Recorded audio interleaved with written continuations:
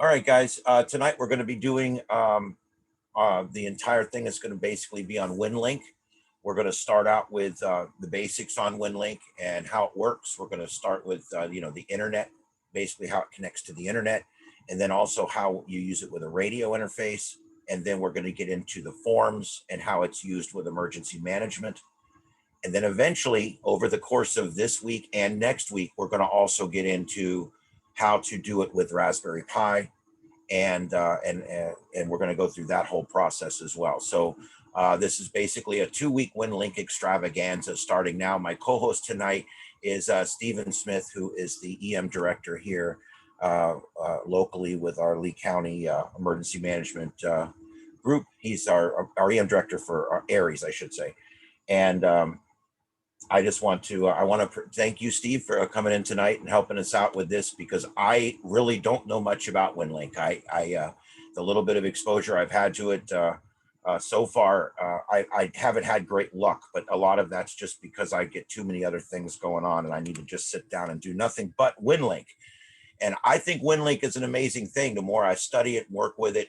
And one of the neat things that I found about Winlink is the fact that there's a UHF, VHF local component to it, but there's also a national component where you can hit repeaters on using your HF rig. So it's pretty cool when people that have local capabilities can send emails to someone that has the national capability that can then be forwarded on out of the affected area, basically using HF radio. So really some neat stuff. So I'm just going to go ahead and turn it over to Stephen. I'm here if you need me. But I'm just basically going to turn it over to you to put on there. He's going to do a screen capture for you guys so you can see what's going on, and we're going to go right through this. But I do appreciate everybody being here tonight. So, and let's just go on. All right, Stephen, it's over to you. All right, Ian, I am here, as are 24 other people, and everybody welcome. Some of you already are using Winlink, so this is not going to be new information for you. Although near the end, you might pick up some stuff that you don't already know. We'll see how it all goes. Notes, it says here. We're going to start right at the basics. Ian's already said a little bit about it. And what is it? Winlink is email over radio, using radio. What we got here? I'm also admitting people while we're talking, so we're getting some of that done too. There is a backbone to the Winlink system that is internet-based, and you need to keep that in the back of your mind no matter what else happens. There's a backbone on the internet that ties this whole system together. It originally got going. A lot of the original users were ships at sea because they didn't have email capability then. Not like they do now with some of the satellite overhead stuff. So the ships at sea were using it. Government is big on Winlink, as a matter of fact, by the way. Ham radio's been using it for many, many years. It was being used back in 2002 when I was up in Wisconsin, and I'm pretty sure it was used ahead of that. Today, Winlink can be accessed using Telnet. Doesn't require a radio. You just tie your computer to the internet and you can get onto the Winlink system, send emails to somebody who's using radios anywhere in the world. Or you can get on with RF, HF, VHF, UHF, whatever you have at your disposal, depending on the situation in your area. If there's a disaster, of course, that may limit some of what you can do. We have just by way of background for a minute, we have in Lee County 3 active Winlink servers right now. They're called RMS. And one of them is at the EOC on VHF. There is one at the Lehigh Regional Medical Center on UHF, one in Bonita Springs at the downtown fire station there also on UHF. They are all tied together via the internet.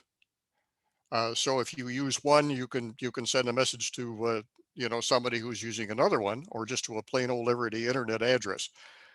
And that's a good point. You can send messages from Winlink to any any email address worldwide. Okay, doesn't have to be somebody who's using Winlink on the other end.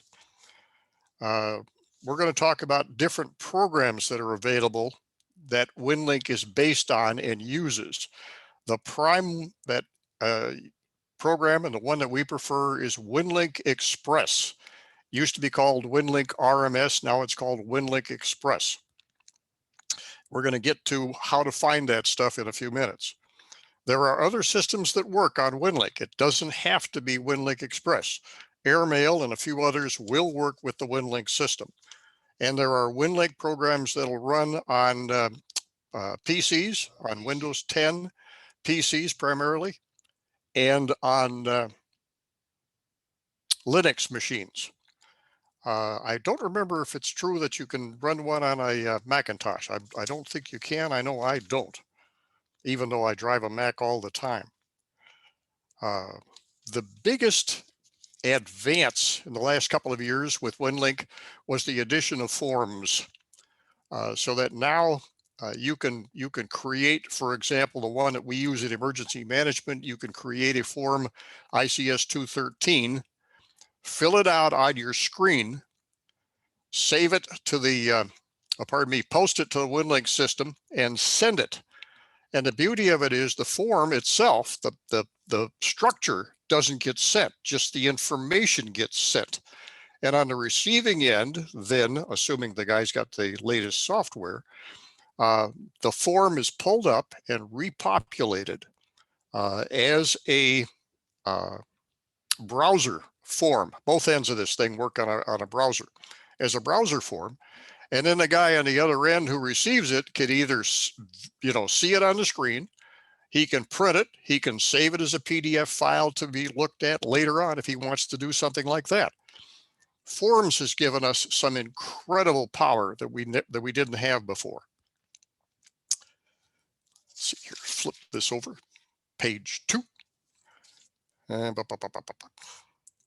The great value, of course, in the MCOM world, where I have my feet firmly planted on the ground, is that a form, because it is typed, contains more accurate information, generally speaking, assuming that the person who typed it edited it, and then once it's sent, the receiving end is going to get exactly what the sending end typed. The prime advantage to this whole business is that you're not depending on somebody's hearing or somebody speaking information. So generally nothing gets lost in communicating from one station to another. There are no mispronunciation errors. There are no spelling errors that are added in transmission on voice systems as opposed to this Winlink system. So that's the background. That's what this whole thing is all about. It's email over radio using the internet as a backbone. The next question, of course, is how do you get set up on Winlink? Well, we just happen to have a slide story that tells you exactly how to do it step by step. And for those of you that are, let's see if I can, I've never done this before, except for once earlier tonight. So bear with me a little bit. I'm going to turn on my screen share so that you can see what's going on my screen. Let's see, I want to share that thing. There's the screen. Where is my, oops, I'm sorry, I want this guy. Let's start here. Lost it. I lost it. All right. I'm sorry. Start here with the Winlink thing first. Where do you get the form, the program itself? Go to winlink.org with your browser. That'll get you the Winlink Global Radio Email Foundation webpage. And if you look under User Programs, see where I am in the center of the screen here, click on User Programs. That will get you, with a little bit of luck, there we go, the various user programs that'll work with Winlink. And you'll notice even Outpost Airmail and some others do. PAT, by the way, is a fairly recent addition to this thing that was written by a fellow who's created a system for Linux that runs the Winlink program. In effect, it simulates it. And PacLink and a few others. Notice Winlink Express over here on the far right. That's the one we recommend. And if you roll down the screen, you'll see why. See all the yeses? It supports, by the way, the latest and greatest VARA. Both HF and FM are supported by the Winlink program. You can go all the way down here to the bottom if you want to. And the last item that you'll see is this line, which is info/download link. Click on Winlink Express, that'll get you the program, or you can go back up here to the top and click on this, that'll get you the program. There are other options. You can get them from download. If you click on that, you'll have these two options: sysop programs. Please stay away from sysop programs, and user programs. That's what you want to click on. And you want the, let me see here if I can see it, the last item, Winlink Express install. That program will get it for you for your Windows 10 machine. All right. If you want a step-by-step on how to do all this stuff, then you'll find that here. Our Aries Racy's website.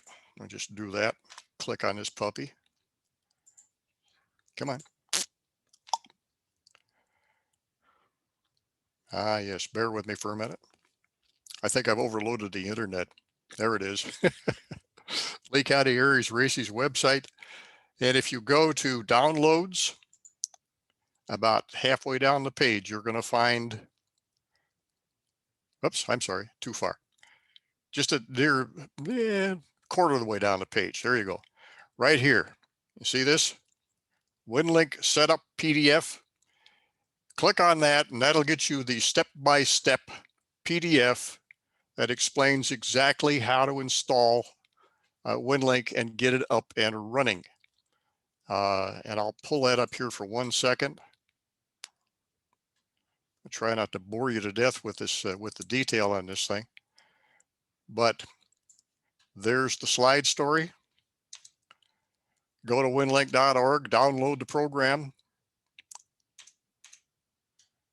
which we've just talked about, Winlink Express. It'll appear in your downloads folder. Put it someplace where you can find it. I recommend that. It's a zip file. Open the file. Open the Winlink Express program on your PC, and this is what you're going to see. This is what it looks like when you first open this program. Select the settings in the top left menu. Up there, see it? The settings window opens. Put in all your information, everything but the word password. Do not put in a password. Okay, leave password blank. Click update at the bottom, close the window. Now, Telnet is available to you, assuming you've got an internet connection. And you can click the new message window. Select Telnet Winlink in the upper right corner, make sure that's selected. It should be the first default item. Click new message in the left corner, the upper left corner, right there. See where the arrow is? Click on that, and you're going to get an email message window. And doesn't that look familiar? Because it pretty well mimics everything we do in email on any other system. Fill in this case, just to get you started, it's already going to show your call as sender because you've set it up that way in the settings file. Type your regular email address in the to box. In the subject line, enter something like first Winlink message. Type a short message in the body, click post to outbox, top center. See the arrow? Click the post to outbox thing. Back in the main window, click on open session. And make sure that you're still in Telnet Winlink. Open session then is the thing that connects you to the world. A Telnet Winlink window will open, and this is essentially all there is to it at this stage. Click start. Oops, there's the button. See the arrow? Click on start. That'll open, that'll connect you to Telnet. Oops, let me admit whoever this is. That's Rick. RAB has just got admitted. That'll get you connected to the Winlink system on the internet via Telnet. We lost the thing here. There we go. And your message then should show up quickly in your regular email box. Your regular email box, not the Winlink messaging system, just your regular email. Okay. The next time you log into Winlink via Telnet, or if you have RF capability at this stage and you get that going, you're going to get a message with your password included. They'll give you your password. You get that, go back to the settings box, put your password in, and you're ready to go. If you want to add RF capability, the work that you just did is half the battle. And we'll talk more about that in a little bit. If you did this on your PC laptop, it's also ready to be used with any of our orange boxes. So if you go to a shelter or something like that to serve in a disaster recovery, you are good to go. If somebody else is there with an orange box, or you bring one of our orange boxes, you plug your laptop into the USB connector and turn on the thing, connect an antenna, and you're good to go. Okay, and I guess that's it for that particular thing. I'm going to close that this way. Okay, that's PDF. I don't need that anymore. Okay, so back to, how do I get out of this? Oh, I remember. Here we go. All right, so I'm out of that. Now, what's next?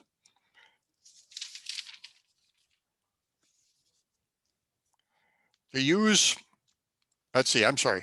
Are there any questions yet at this stage? Anybody want to ask any before I ramble ahead?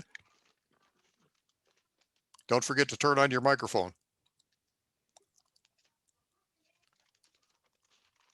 Dwayne, I see you trying to talk. Turn on your microphone. All right, don't turn on your microphone. I was just trying to be funny. I was just thought you could read a little.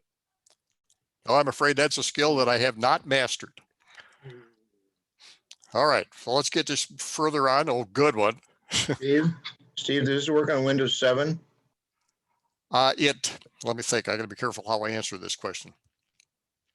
The last time I checked, there was I had a Windows XP machine, and it actually was running on a Windows XP machine. The problem is that you can't update the software to the latest and greatest stuff. So I'm going to say no. As far as Windows 7 is concerned, yes, I believe it will run on Windows 7, and I think you can still update it, but don't quote me on that. You'd have to try it. It works on mine. Who's that? Tom, AC4TM. Oh, okay. So thank you, sir. And you can update it? So far. Okay, cool. All right. It's a fairly flexible program. They've done a really good job. And by the way, a quick commercial for the Winlink people. Once you download this thing, every once in a while when you turn it on, you're going to get a note saying, hey, please register and get a password for the program itself, you know, in addition to the Winlink password. Or, pardon me, a registration number. That's what they call it. It's separate from your Winlink password. It's not a requirement, but if you feel that it's of value to you, if it's something that you're going to use from time to time and you can see the value in the thing, then please go to the winlink.org thing and make a donation. If you make a donation, they'll give you a registration number. And if you enter that in your settings folder in the Windows program, or the Winlink program, it will no longer bug you occasionally. It's not a big thing, but it will bug you from time to time otherwise, saying, hey, you know, please consider making a donation. I think they deserve it. These guys have worked long and hard. There's a lot of people who are involved in this thing who are doing a hell of a job maintaining it and adding just an occasional new feature. It's not like Microsoft. They don't have people sitting around with nothing else to do except make your life more miserable by dumping more and more, I get careful how I say this, more and more features into their program. Isn't it the truth? Yeah, okay, enough of that. I think one more aside, as long as I mentioned Microsoft. Bill Gates is responsible for more people being employed in the world than any other business person.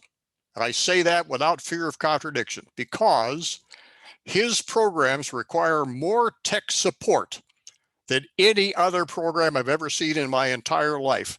There are millions of people running around doing tech support on Windows systems. And the other million are all writing new updates. Yeah. And I'm not one of them. All right. Let's see here. Where am I? Steve? Yes. One thing to mention is that on the fmarc.net website, there's also a Winlink tab underneath digital. Okay. And I have not looked at that, Tom. So I'm going to just make mention of the fact that it's there and let people look at it when they get a chance, and I'll do the same. Okay. So moving right along, if you've got the thing, now I've got the program, it's on my laptop and I've been using Telnet and I'm becoming familiar with it and I know how to use forms. And by the way, we have every Saturday a Winlink exercise.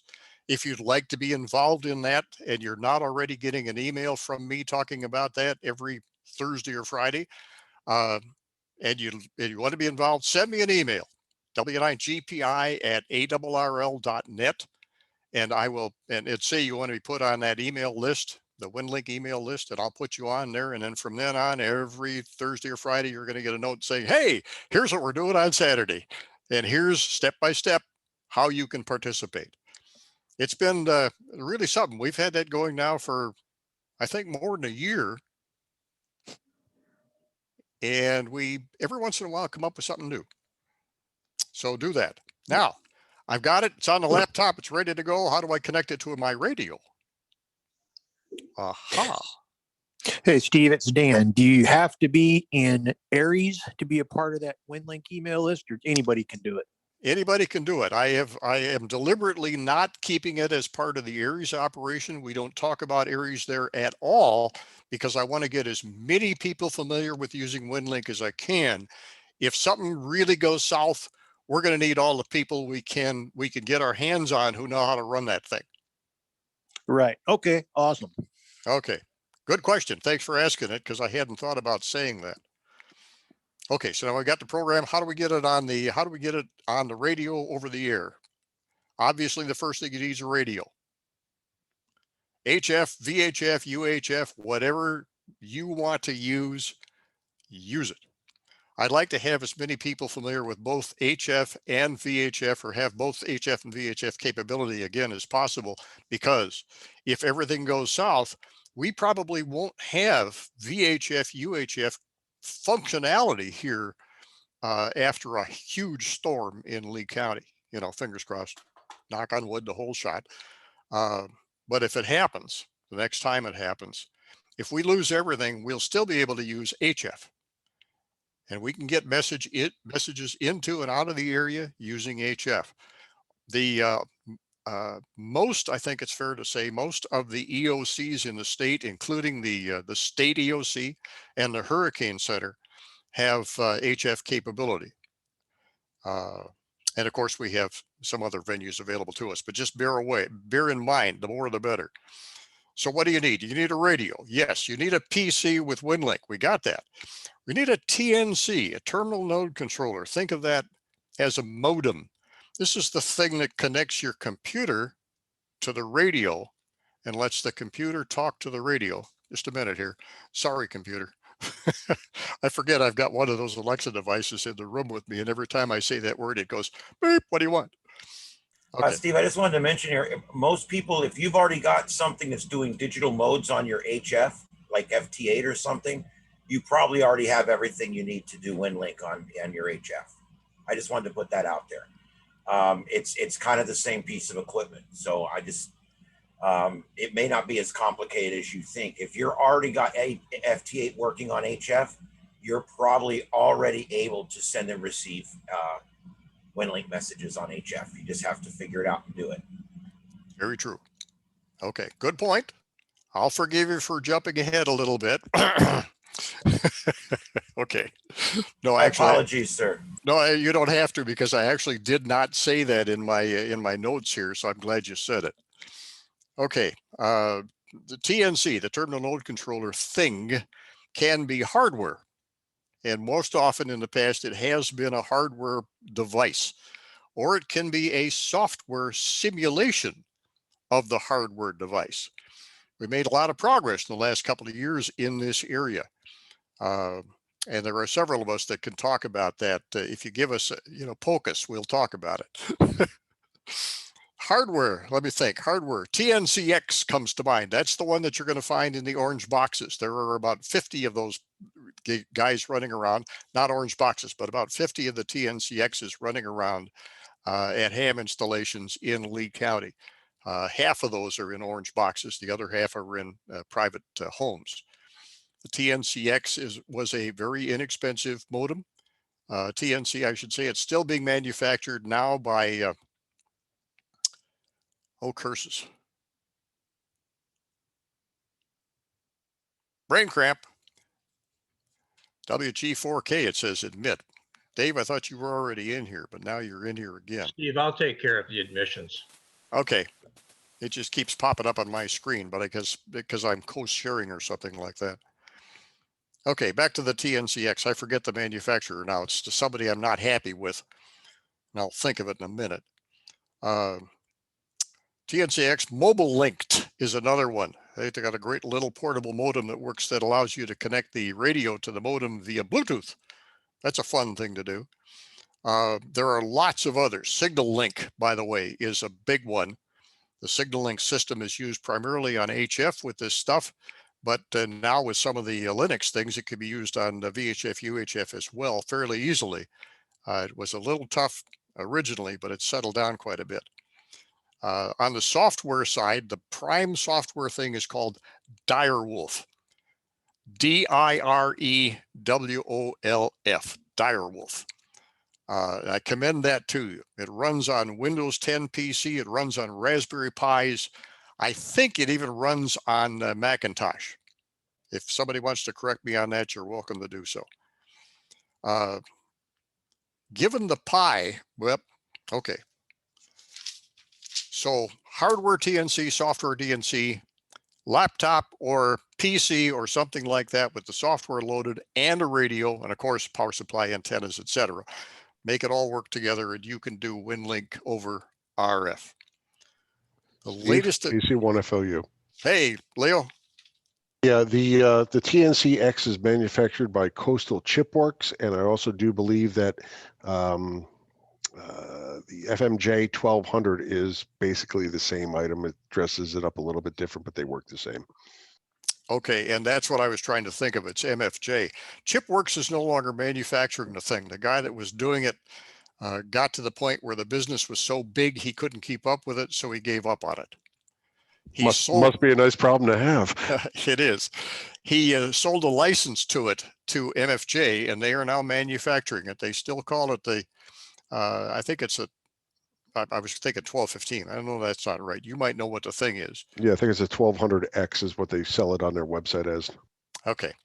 It's a little more expensive now. It used to be $125 fully assembled. You could buy it as a kit for like 70 from Chipworks, but that's gone now. The good news is that even though it's a little more expensive from MFJ, they also include the cables that you need to connect it to most common radios. And that's a plus. They also include a power cord so that you could connect it to a 12-volt supply directly. Steve? Have you done anything with the Masters Communication sound modem? I can't hear you. Muted. Somebody muted me. All right. No, sir, I have not seen it or heard of it. It's called Masters Communication. It's an RA33. You might want to look it up. Oh, I'm sorry. I take it back. I have. Yes. I have some of the $68. Yeah, I have some of the Masters Communication stuff that we're setting up with the VARA software. But yeah, it'll also do X25. Okay, true. No argument with that. And you're right. It's as an item, It's a lot less expensive than the MFJ thing. So Correct. I'm not doing any pricing right now. I'm just talking and letting, I'll cover that as I get further into this thing. Bear with me. Okay. What do you buy? How do you do it? My best recommendation is this: find somebody who's already got the thing set up with his radio, preferably somebody who's got a radio like your radio, and talk with them. They'll probably be able to give you one or two options, and then you can go to YouTube and explore the many videos available on YouTube about the different things that are available to you to work with Winlink. And you can make an informed decision as to what you want to do. You'll get some advice from the person that you're talking with. You're going to get some advice from others around here. If you just, stand up and say, hey, I want some information, I guarantee you there will be 10 or 15 people that'll be more than willing to help get you started on this thing with your radio. Oh, and I recommend two things. The first, which is what I've already said, and the first is find somebody else, get one or two things and try and concentrate on those one or two things that'll work for you.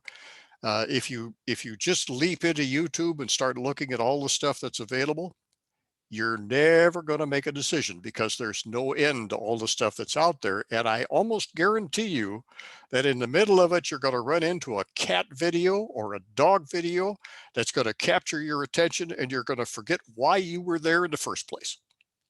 So watch out for that. Okay, what does this say? Any questions?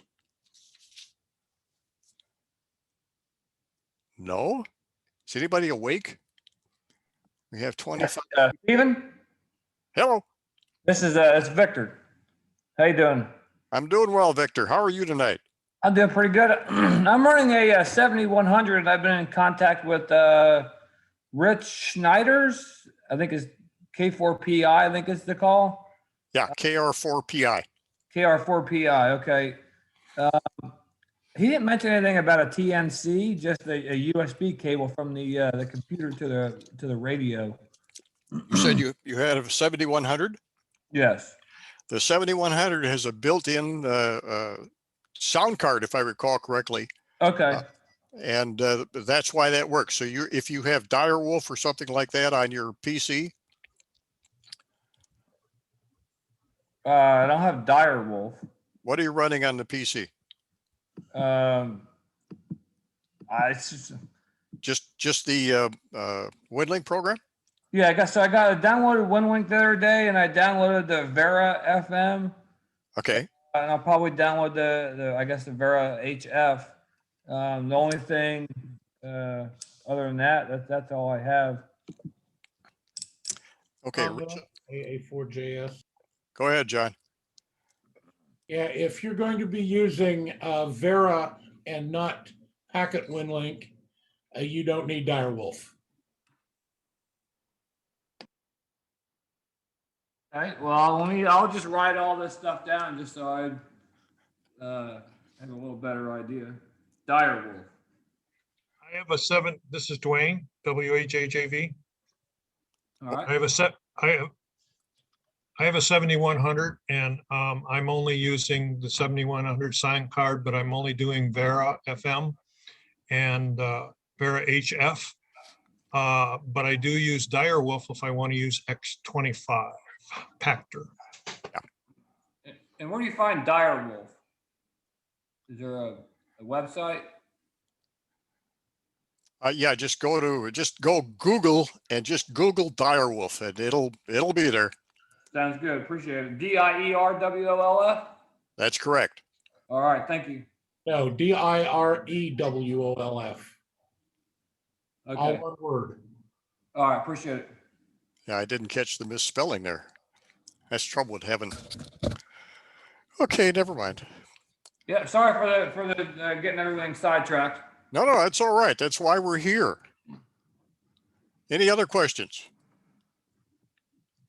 Okay. I'm going to jump just a little bit ahead here. let's see, what have we got going here? I'm going to talk about the Raspberry Pi and Winlink. You ready for this one? This is the next step forward. There are people that have been working on Raspberry Pis to get Winlink running, and they were able to do it. It's been done. It's been very effective apparently for some time, but it had not had forms included. Now it has forms included.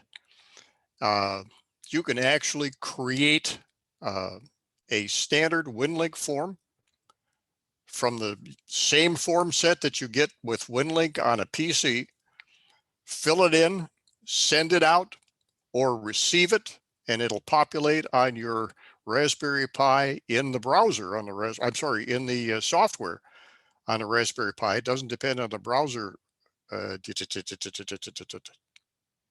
Not quite right.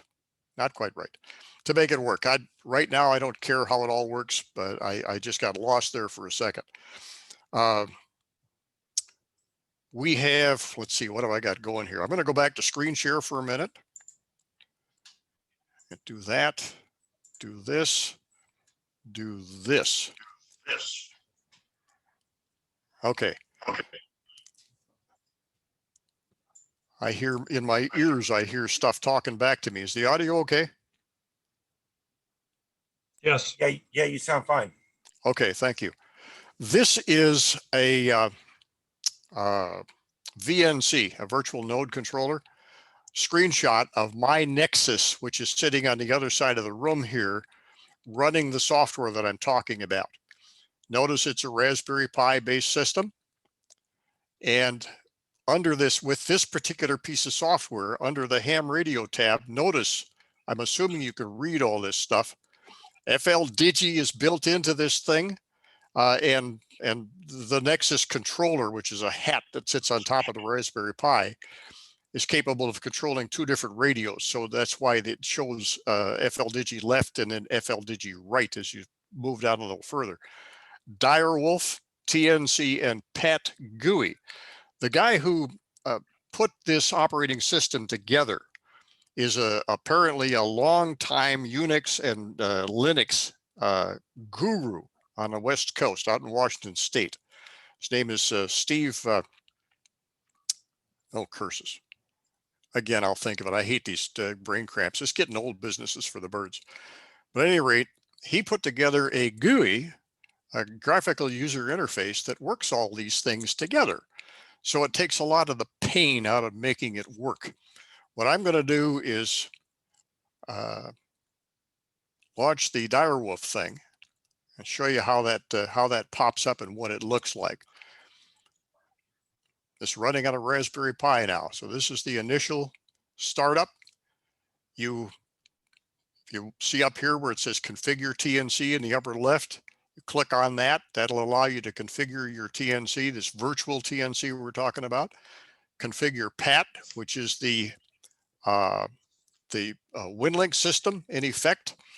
And if you can, if your transceiver has the capability of being controlled, he also has built rig control into this thing so that you can set the frequency here and it'll change the frequency on your radio as well as the mode and a few other things, right? So I'm not going to get into all those odds and ends, but I'm going to do this. I'm going to come down here to the bottom and click on Open PAT Web Interface. Again, this is another GUI. Comes up looking like this, and you'll notice this looks amazingly like a Winlink mailbox, because in effect, it is a Winlink mailbox.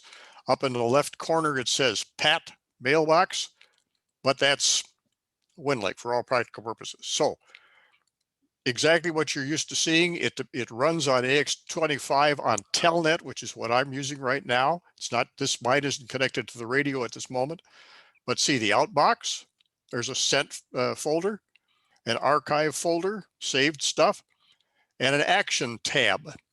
So if you want to compose a message, you click on the action tab. Oh, and by the way, one thing, if you minimize this window a little bit, Notice the action tab has disappeared and some of the other stuff has disappeared.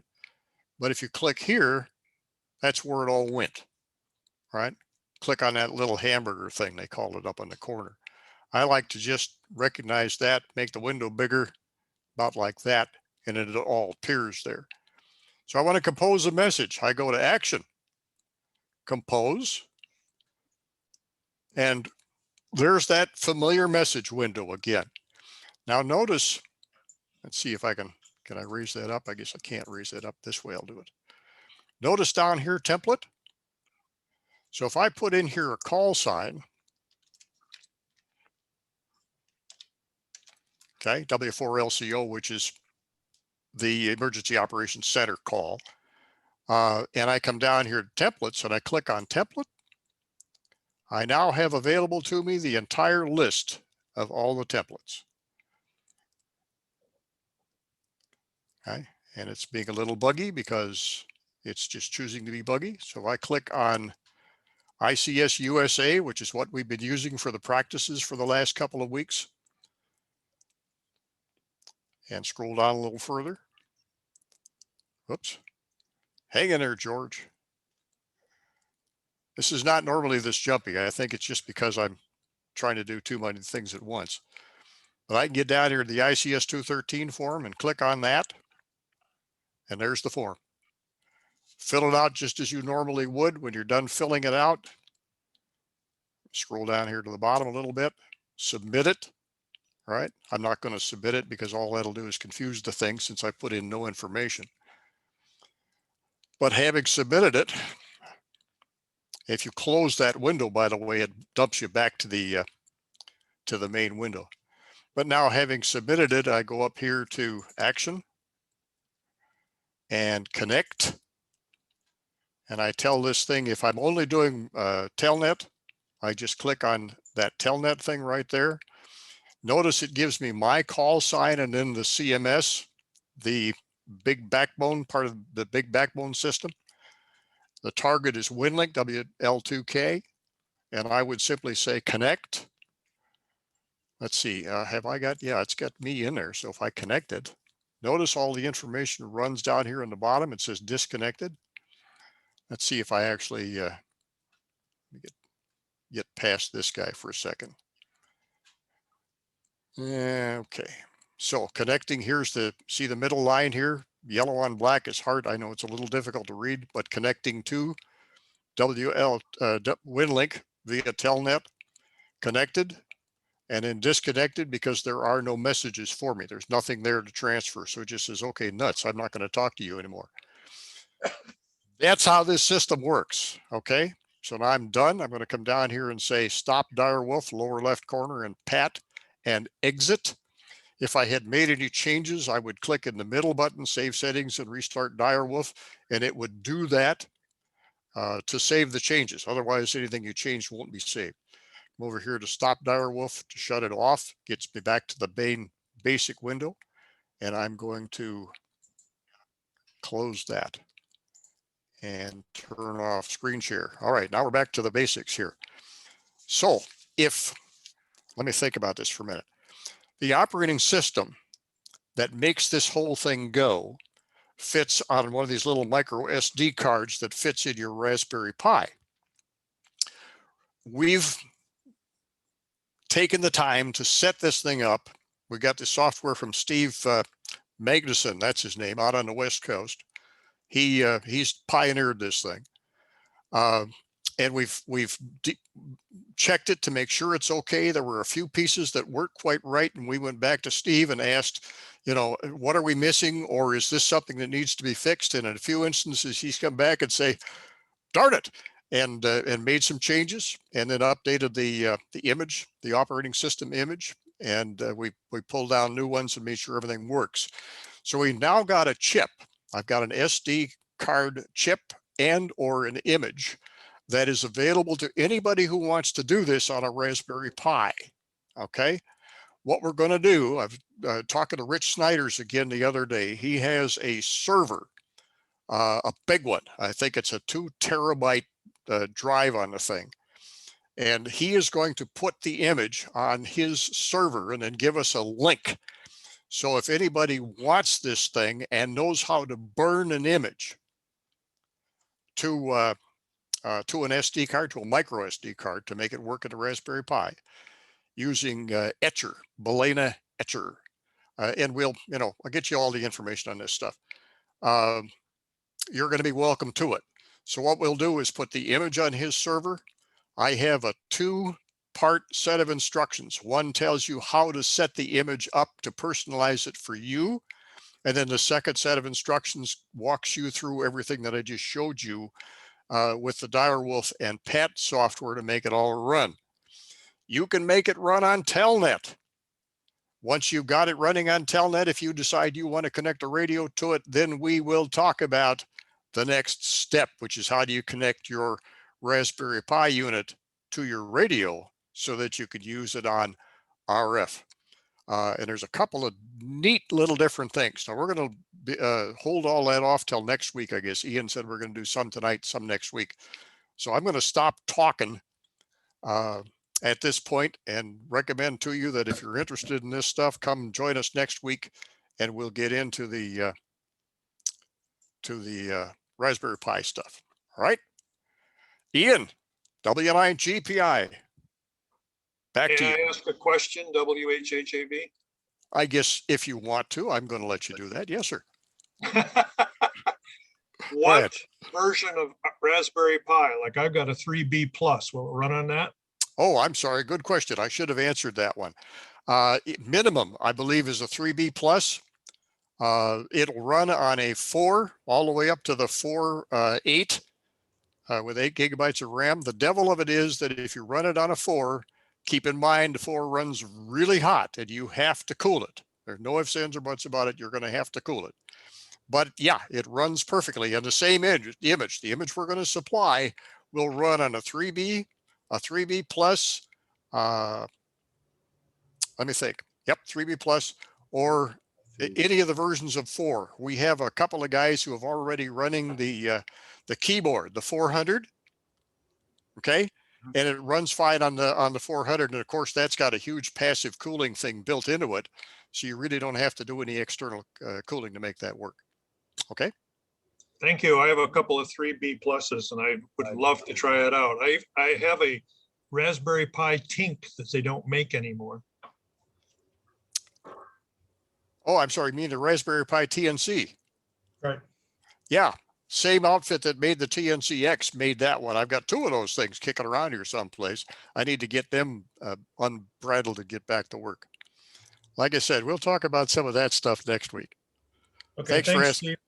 Okay, thanks, Dwayne. Anybody else? Questions? Well, I've either bored them to tears. Yeah, there are a few of them have dropped out. So, okay, I understand. It's late. Already answered. What's that? I said my question was already answered. I was going to ask you what size Raspberry Pi. Well, he beat me to it. Beat you to it. All right. Well, thanks again, Dwayne. We got that covered. Okay. So, Ian, W9 GPI, back to you, sir.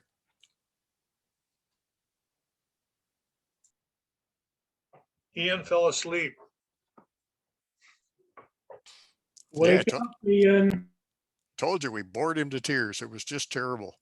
Hi, No, John. I thought it was fantastic. Thank you, Steve. Hey, you're welcome.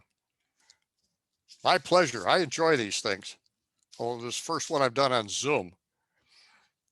Wait a minute. Give me 1 second here. As long as everybody's still here, let me try this with the video thing.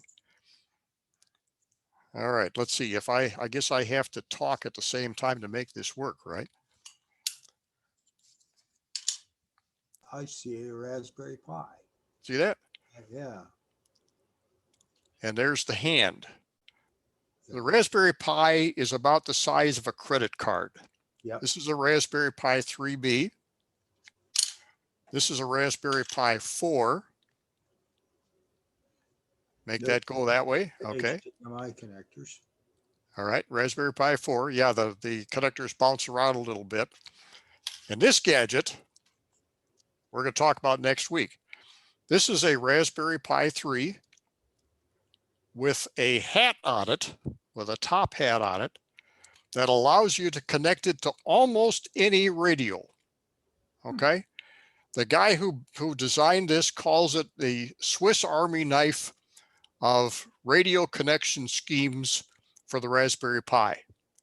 And that's where that, let me get back to the other camera here for a second.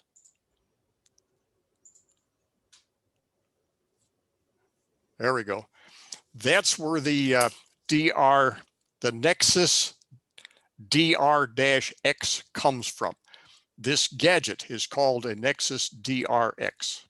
Okay, it's a connection system that works with the Raspberry Pi, and there is also, let's see, there's two other things inside this thing that makes it work. There's a sound card inside here as part of this project, and there is also a buck converter. So you can feed it with 12 volts, and it downsizes the 12 volts to 5, so it runs the entire stack off of your 12 volt supply, which is really cool. So we're back to sticking it in a Go box or something like that. It works with everything else in the Go box. What does that puppy cost? Well, now there's a catch to this one. This puppy costs $79, shipping included, but it is a kit. Okay. Break up the soldering iron. The sound card, called a FEPI, F-E space P-I, is included fully assembled, with the exception of a 40-pin header. Okay. The buck converter is fully assembled, but the rest of the kit is put it together yourself. Now, if you want to see this thing, pull out your pencil and paper for a minute and write this down. You want to do a Google search for WB7FHC, Whiskey Bravo 7, Fox, what's H? Hotel. Hotel. Hotel, there you go. I brain cramp again. Charlie, FHC. Do a search, Google for that, and you'll pull up Bud Churchwell's site. Alternatively, if you really want to get into this, go to YouTube. Hey, Ian is back. Okay, go to YouTube and type in the WB7FHC. He has a step-by-step series of how to build this thing. He breaks it into 5 different pieces and shows you exactly how to build this gadget using his instructions and his PC card and all the parts that he supplies with it. It took me, the first one I built, and I built 2 of these so far. I have 2 more kits to put together right now. The first one took me about 4 hours because I started and stopped. When you get into the 40-pin headers and start soldering on those things, by the time you're done with a 40-pin header, you're going, oh God, I got to sit down or something, you know, just go do something else. So with breaks and everything, it took 4 hours. The second one, with fewer breaks, took about 2 hours. And I'm reasonably certain now that I know exactly what I'm doing, I could probably put one of these things together from scratch in half an hour, 45 minutes tops. All right. So is that how long it's going to take you to build mine?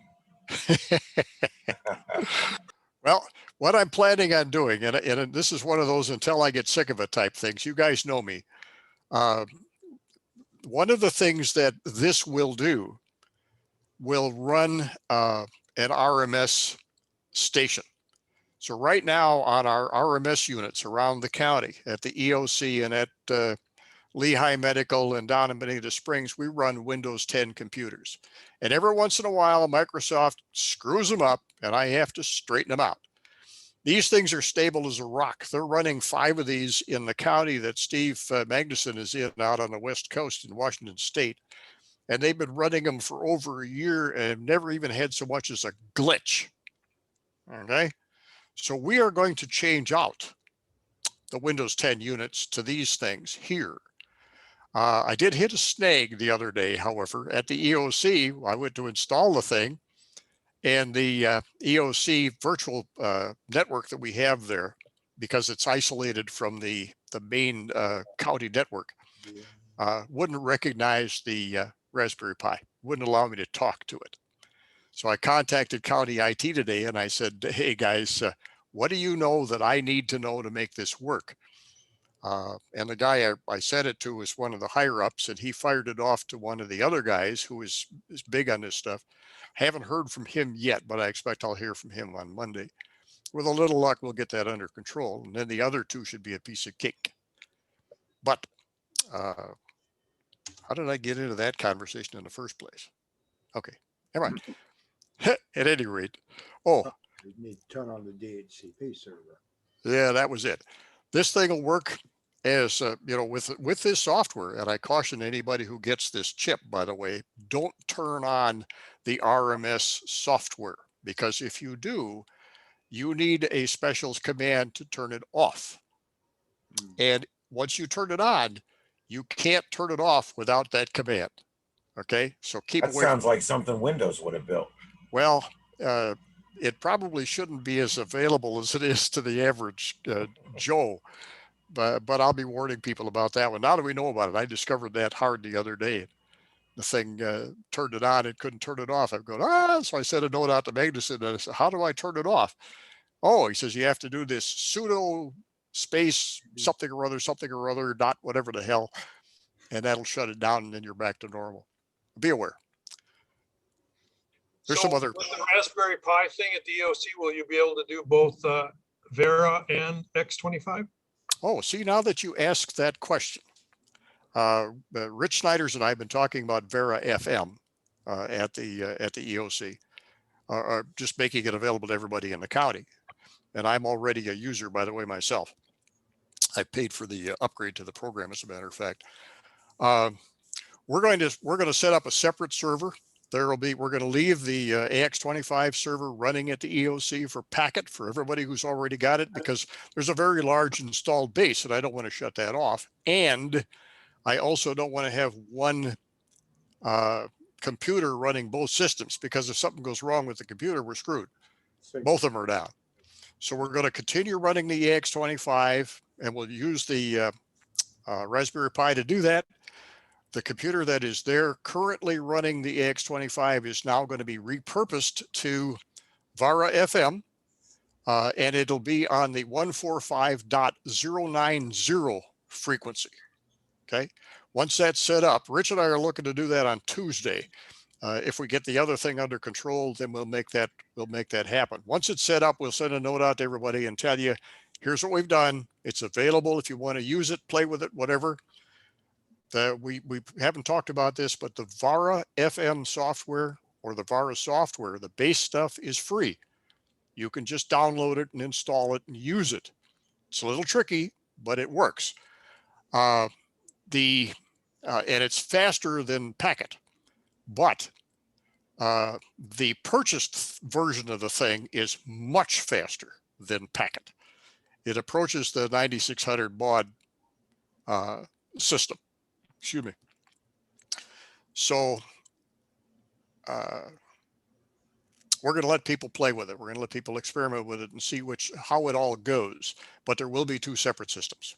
Okay. Thank you. Yes, sir. Anybody else? Will it be sharing? Yeah, I can get an echo here. Will it Okay. be sharing the same antenna? In other words, I can't contact Vara FM because it's too low, but when it gets higher, I can. Okay. I don't know how many people we had talking there. I heard Dave and I actually heard the question, but it sounded like there was somebody else in the background. That was me, and I was doubling for some reason. Yeah, I'm not sure what's going on. David, you got to fix your system. But the answer to your question is, there'll be two separate systems. There are two separate transceivers involved, two separate antennas involved. Both of the antennas, VHF, are on the monopole. Okay. The Packet antenna, the AX25 antenna, is the top VHF antenna we have available. The Vara FM antenna will be the next one down. So it's like 160 something odd feet up in the air. Dwayne, maybe you can answer this, or John can answer this. Is Vara FM, how how am I going to say this? More reliable than packet as far as RF is concerned? I think so. Also, the speed is 10 times faster. Yes, If you sir. have the paid, if you have the paid version. Yeah, we know about the speed. That's part and parcel of this whole business. But I found the Vera FM to be, and the Vera HF to be very stable. Okay.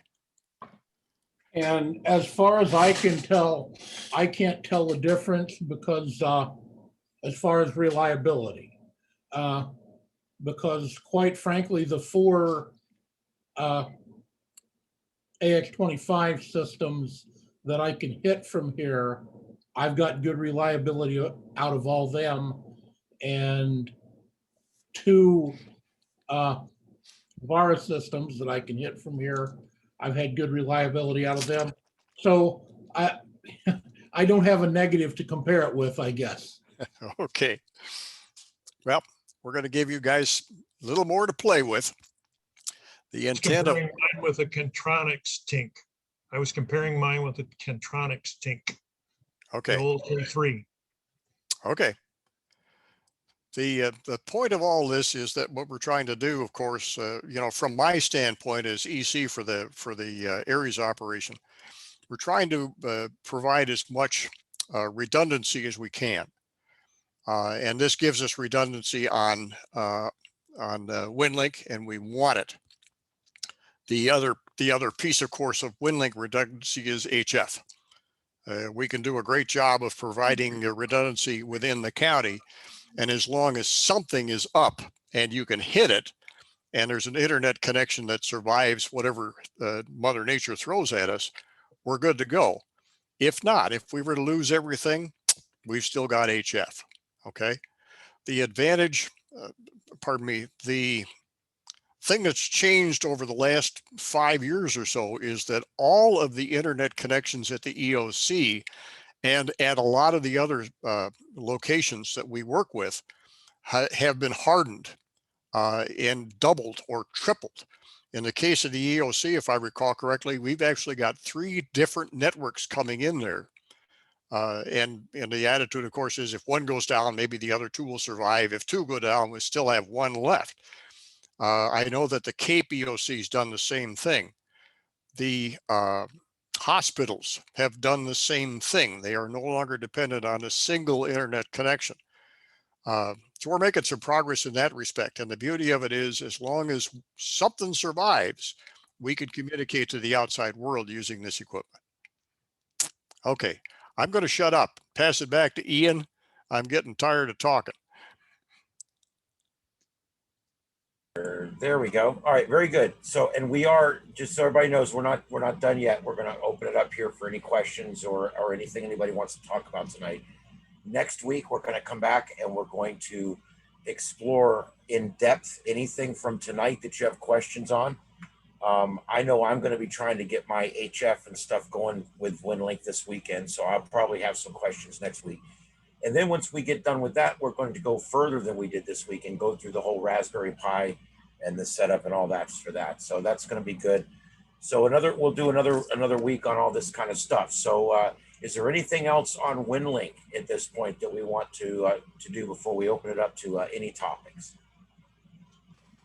AA4JS, yes. Yeah, go ahead, John. Steve, I know you're about talked out, but would you speak for a couple minutes about peer-to-peer on Winlink? Ooh. I was hoping to put that off. The short answer is yes, I can. And it occurs to me I've got a PDF PowerPoint program that I put together a year or so back on that very subject. I should put that on the website as well, I suppose, so that everybody could access it. But the short form on this one is if everything else went to pot in a handbasket and we still wanted to communicate from station to station using Winlink, you could communicate, I could communicate to John's station, assuming I could reach it on VHF or UHF. I could send Winlink messages to his station. He can send Winlink messages to my station. So that if you look at and think a larger picture for a minute, recognizing that that is possible, we could jump a message from my station to his station. He could transfer it to the next station in a chain. That person could transfer it to another station in the chain. And maybe at some point we find a station that has internet connection and out it goes. Okay. So peer-to-peer is something that is easily achieved with Winlink. And we'll be talking more about that in another video, or another session, I should say. I got a question for you of your G4K. Go ahead, Dave. Yeah, I got single audio now. How about that? Yeah. So I got dropped off for some reason. And then when I went back in, I had difficulty getting back in. And apparently I had two situations of Zoom running, because I found out one was behind the other. That's why double audio. But the question is, Okay. in our present configuration, if we lose the internet and I want to send an email to somebody in Cape Coral or anywhere else in the county who can hit the thing, our system saves that message and it can be retrieved just by logging in. Will we lose that when we go to the Raspberry Pi base? At this instant, I don't think we're going to lose it, but I'm not going to say for sure that we're not going to lose it. Okay. And I know what you're talking about. There's a subset called RMS Relay that makes that possible. And right now, just for your information, I'm not running Relay on any of the servers. Okay. Because it had become a bit of a pain in the butt. Every once in a while, it would fault for some reason or another, and it would lock up the system, and I'd have to go in remotely. And fortunately, I can do that and restart the system to make it work. And I finally got so sick of it, I shut off Relay on all of them, so that right now, and everybody should be aware of this, if you go into a Winlink server, if you go to the EOC or to Lehigh Medical or down to Bonita Springs, to the fire department down there, if you go to any of the servers and the internet is down, you're going to get a message. You may get a message that says the internet is down. Alternatively, what you're going to do is you're going to get a thing that says logging in, and then immediately you'll get a message saying disconnected. If that happens, it means the internet is down. It's not available. Okay. And the same thing with the Raspberry Pi. I've needless to say, did some testing on that. Same deal. On the Raspberry Pi, if there is no internet, you connect and it will immediately disconnect you, but there it gives you no message. It just disconnects you. And I asked Magnuson about that 2 days ago. I said, hey, I'm not completely happy with that. You ought to at least get a message saying the reason it's not working is the internet's down. And he said, yeah, but the guys who wrote the software package that he relies on didn't do that. They didn't include it. I guess they're talking about it now, but they still haven't put it in there yet. So at some point, I have to solve this problem. We've got to pin this one down and get this under control, because Dave is absolutely right. The way the system is supposed to work, if the internet's down, if I log into let's say I log into the EOC server and post a message there for WG4K, and he's not right there to pick it up, it will save the message. And when he logs into the EOC, then it'll pass the message to him, regardless of whether or not the internet is running. Okay. But part of my reason for feeling a little more comfortable about all this is all the redundancy that the guys have built into these internet connections. I'm not 100% satisfied, but I'm reasonably comfortable that no matter what the hell hits us, somebody's internet's going to survive. There's just too many of them now that are set up for 2 or 3 or even 4 backups. Okay. All right. Again. Well, Steve, KC1FLU here. I actually ran into that a couple times last week or earlier this week where I hit via RF over to W4LCO and it immediately disconnected me a couple of times. And I guess that's what was happening, was that the internet connection going to it was down, even though the RF was up and the server was running correctly. That might be something you want to blast out to us in an email, just to explain that behavior, so we know that, hey, we all experience in our own homes too, where, you know, they're out working on the pole and, you know, the tech pops that connection off at the end of your street and your internet's down for like 30 seconds. So might be a good little piece of information to throw out through an email for everybody. Okay, you're right. And I hadn't thought to put it out yet, and I should have, because it is serious. I'll give you one more that hit me the other day. Comcast has been having some problems in and out where I live. No. Yeah, and I have an Amazon Alexa thing, and count them, 3 of the little pods to go with it. So all my lights are controlled by this system. And if the internet's down, I can't turn my lights on or off, depending on which way they start. That's a pain in the you-know-what. When it's dark outside, you say, okay, Alexa, turn on the lights, and it goes beep.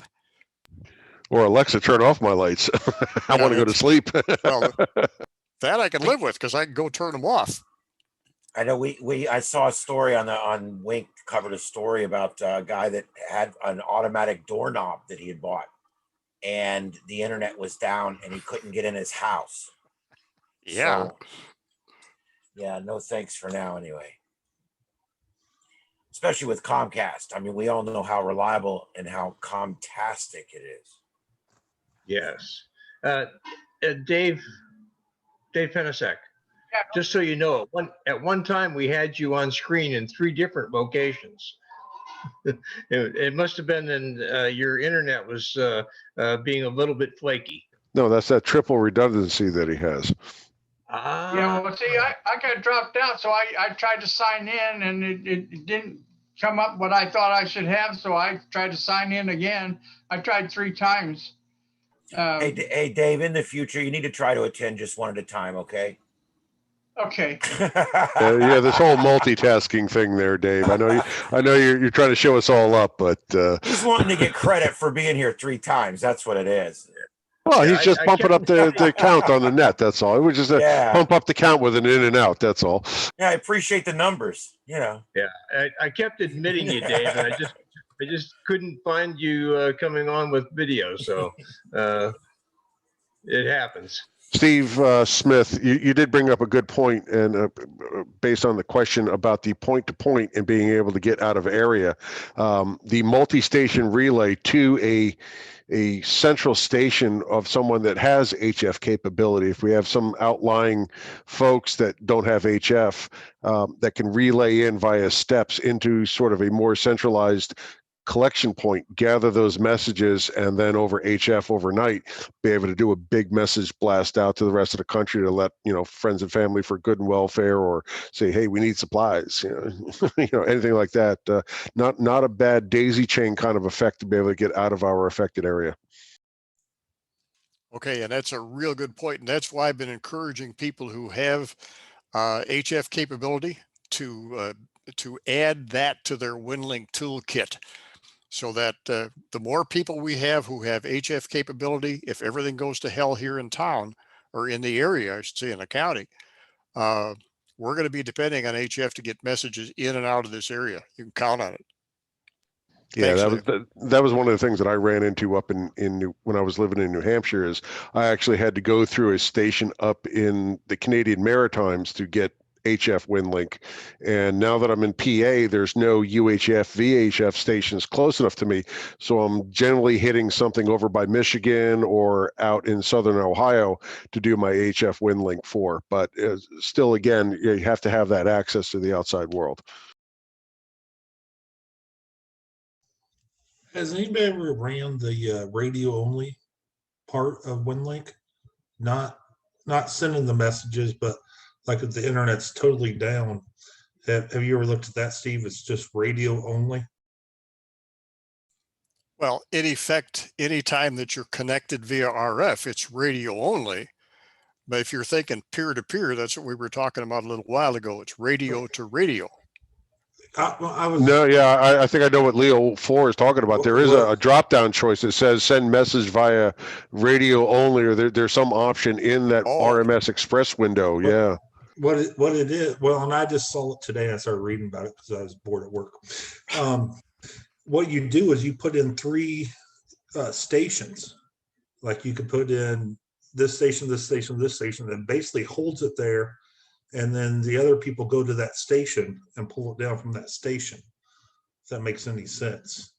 But it's a radio only type thing. I don't know the whole in and outs about it, but it's something to do if, if it's totally down, it's still a way of passing messages, but it never goes to the internet even through the connection. Okay, so it's in effect a peer-to-peer thing, but you're using one station as sort of the hub of the star. Yeah, and it would hold it there, and I think you could put up to 3 stations to go look at to find any messages that are sitting on each station for you. Okay. Interesting. Yeah, I've never looked at that. I will. Who? Right. Yeah. Steve, you said it perfectly. I've always thought that radio only was the same as, HF or VHF. Yeah. That's going to be fun to play with. Could be. Who's asking? I always thought it's Dwayne, WHHAV. Yes, sir. I always thought on HF, if it went to a tower or went to a relay or went to a store and hold that didn't have internet, that it would then pass it on to another one. If it's set up for it, if that receiving sort of tower station node pod thing is set up for that, I believe. Yeah. Okay, because most of the store and send are set up that way, I think, but I'm not positive. Yeah, not all of them are, and I'm not sure that a lot of them are, but the store and forward feature is available in that RMS relay program. But you have to set it up. It takes some doing to set it up, and you have to make sure that in effect you receive on one radio and you're going to transmit on another radio on a different frequency to get it out, okay, to make the next leg of the thing. I've not spent any time looking at that. An awful lot of what I've been doing, and very candidly, has been VHF, UHF, because my focus is local. I'm depending on other people to get it out of here, all right? We're going to be setting up Vera, Rich Snyder's and I are going to set up the Vera FM thing, Vera HF thing at the EOC so that we can use that system to get messages out of here on HF. Okay, but I'm depending on everybody else, as many as possible, to have it available at their location so they can help us out. Okay, back to Ian or whoever. Okay, I don't know who's next. Dwayne, did you have something else? I was just going to say, we have 433 is set up in Charlotte County at the EOC, and soon we'll have an HF RMS station. We've got everything there. We just don't have an antenna yet. And I would think that some of the folks in Fort Myers should be able to hit that one because it's on the other side of the river for me. So just keep that in mind. 433 is operable right now on both X25 and Vera FM. And then we will have an HF RMS station at the EOC, which is near the airport. Okay, I just wanted to give you that information. Okay, let me stick my foot back in there. Dwayne, thank you. I'm aware of the 433. You guys also used to have a Winlink digipeater up there. Is that still set up or is that not set up? Yeah, that is set up at the stadium. That's over by the stadium, where the Rays play. There's a 433 digipeater over there that I think we're going to convert to a full, a regular RMS station. We're working on that now with the folks from the county. Okay, so the 433's call sign is what? K9XV. And the digipeater? Oh, I got to look it up. KQ. I'll have to look it up. Okay. Also on 433, as I recall. And I might add the K9XV as -10. Ah, that's right. I knew that sounded short. Thanks, John. I think you're muted. You're muted, Dwayne.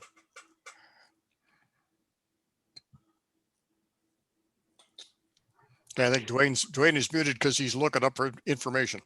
Okay, Right. while he's doing that, I'll take 1 second here and show you guys something while he's looking that up. On the Fort Myers Amateur Radio website, I just put on the screen capture there. You'll notice that under digital, there is a lot of new information here for anything you need to find out about digital modes. And notice there's a Winlink. If you click on that, they'll bring you to this page where we've got some stuff there for you. Notice there's 2 setup guides right here in PDF. That's Winlink peer-to-peer setup and the Winlink setup. And you just click those and they'll bring up the PDF file that you'll be able to then see. So I just want to let you guys know that all that stuff is available right there on the FMARC website. And you just go to fmarc.net under the digital tab. All right, and back to whoever wants to go next. Hey, Dwayne. Is that KG4 KQW-10? Unmute yourself. I don't read lips, but I think he said yes. It's -8. Ah, there we go. What's the call? K4KQW. KQW-8. Okay. I had that at one time and I lost it. KG4 KQW, is that not right?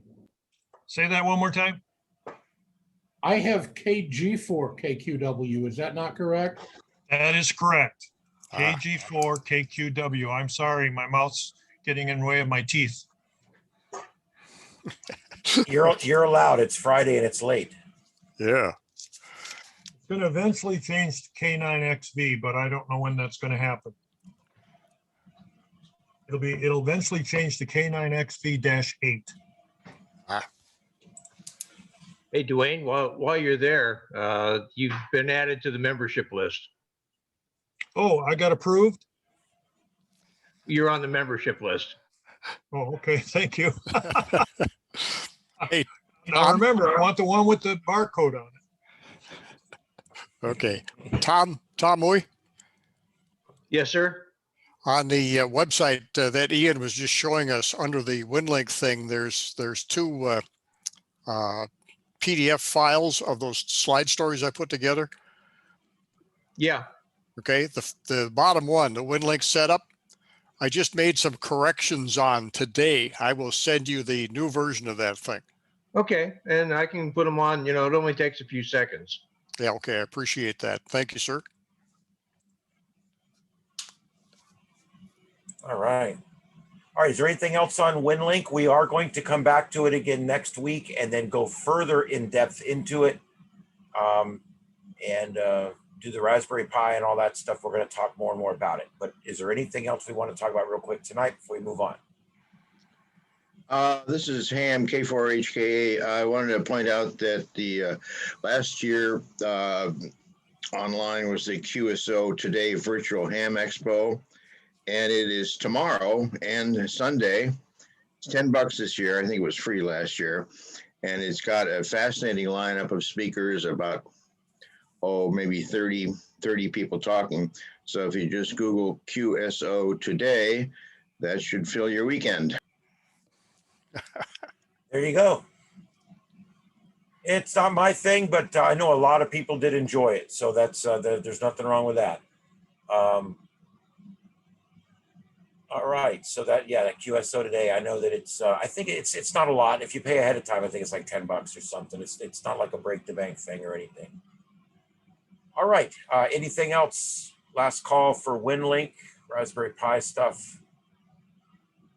Okay. All right. I just wanted to mention just a couple things since we get into this next segment here. I just wanted to mention for the Lunch Bunch folks, I wasn't there.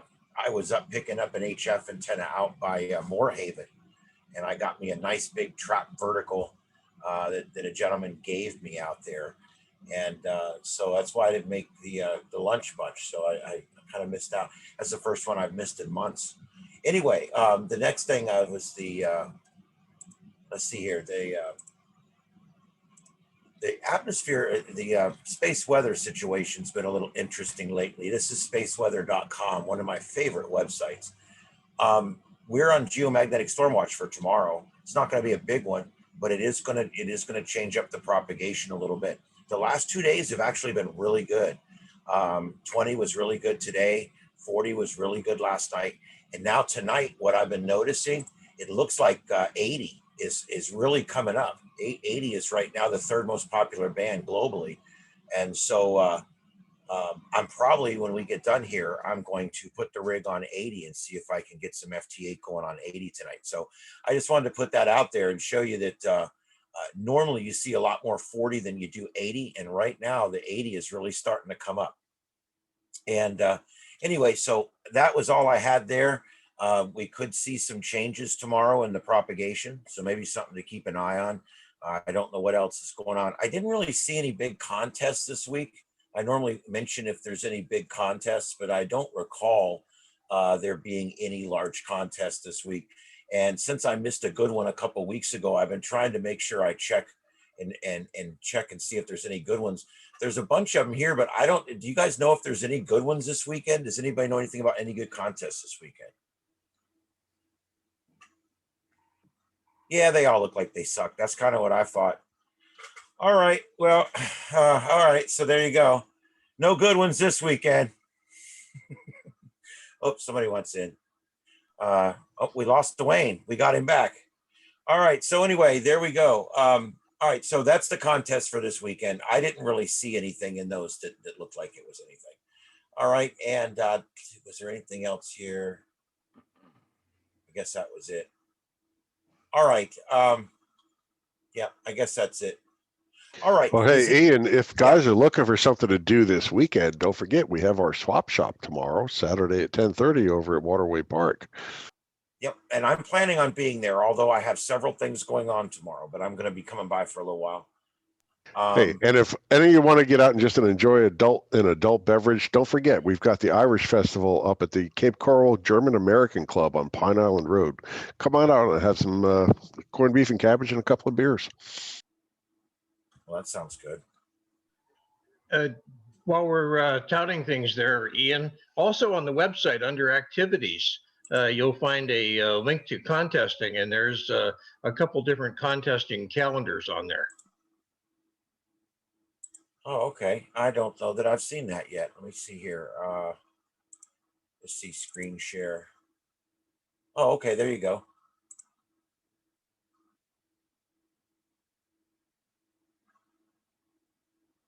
Oh, okay, there. All right, there we go. Well, that's cool. That's a good resource to know about right there. There's nothing this weekend. Oh, well.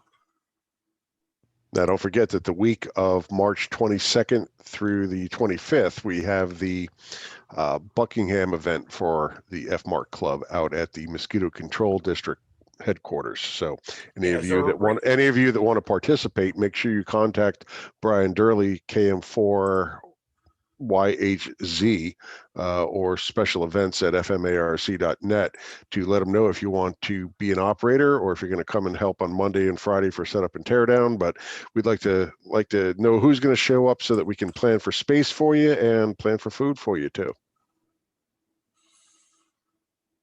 I would love to do it. It's during the week. There is also a POTA activation down at Seminole Collier. I think they're going from 9 a.m. to 2 p.m. tomorrow. I'm not going to be down there, but I know a few of the club members are. Okay, and they'll be on the Parks on the Air, right? I can look up on the website there. Yeah, I would assume they'll be operating under W4LCO, the club call. Okay. W4LX. Yeah, I stand corrected. Yeah. Yeah, W4 something, something, something.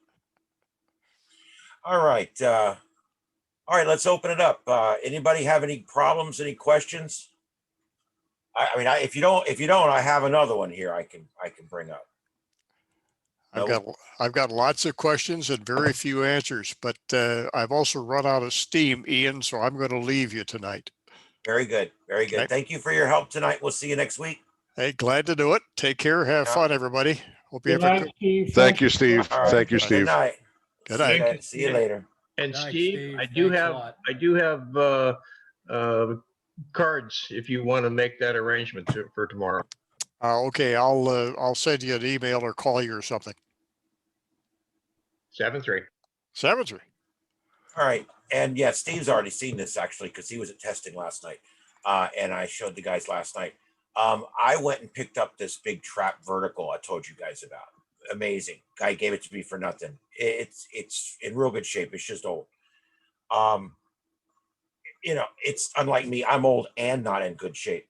All right. So anyway, there's the guy down the street. As I was leaving, he walks up, he goes, "Hey, I was a ham years ago too, and here this was still hanging around my garage." And he gave me this.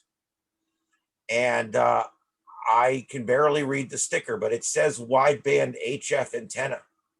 I assume it's some kind of end fed thing. There's nowhere to hook the counterpoise up other than the frame of the thing. It's got a wing nut on one side, and it's got your standard antenna connector on the other side. And I have no idea. I can't read exactly what kind of antenna it is or what frequency it works on.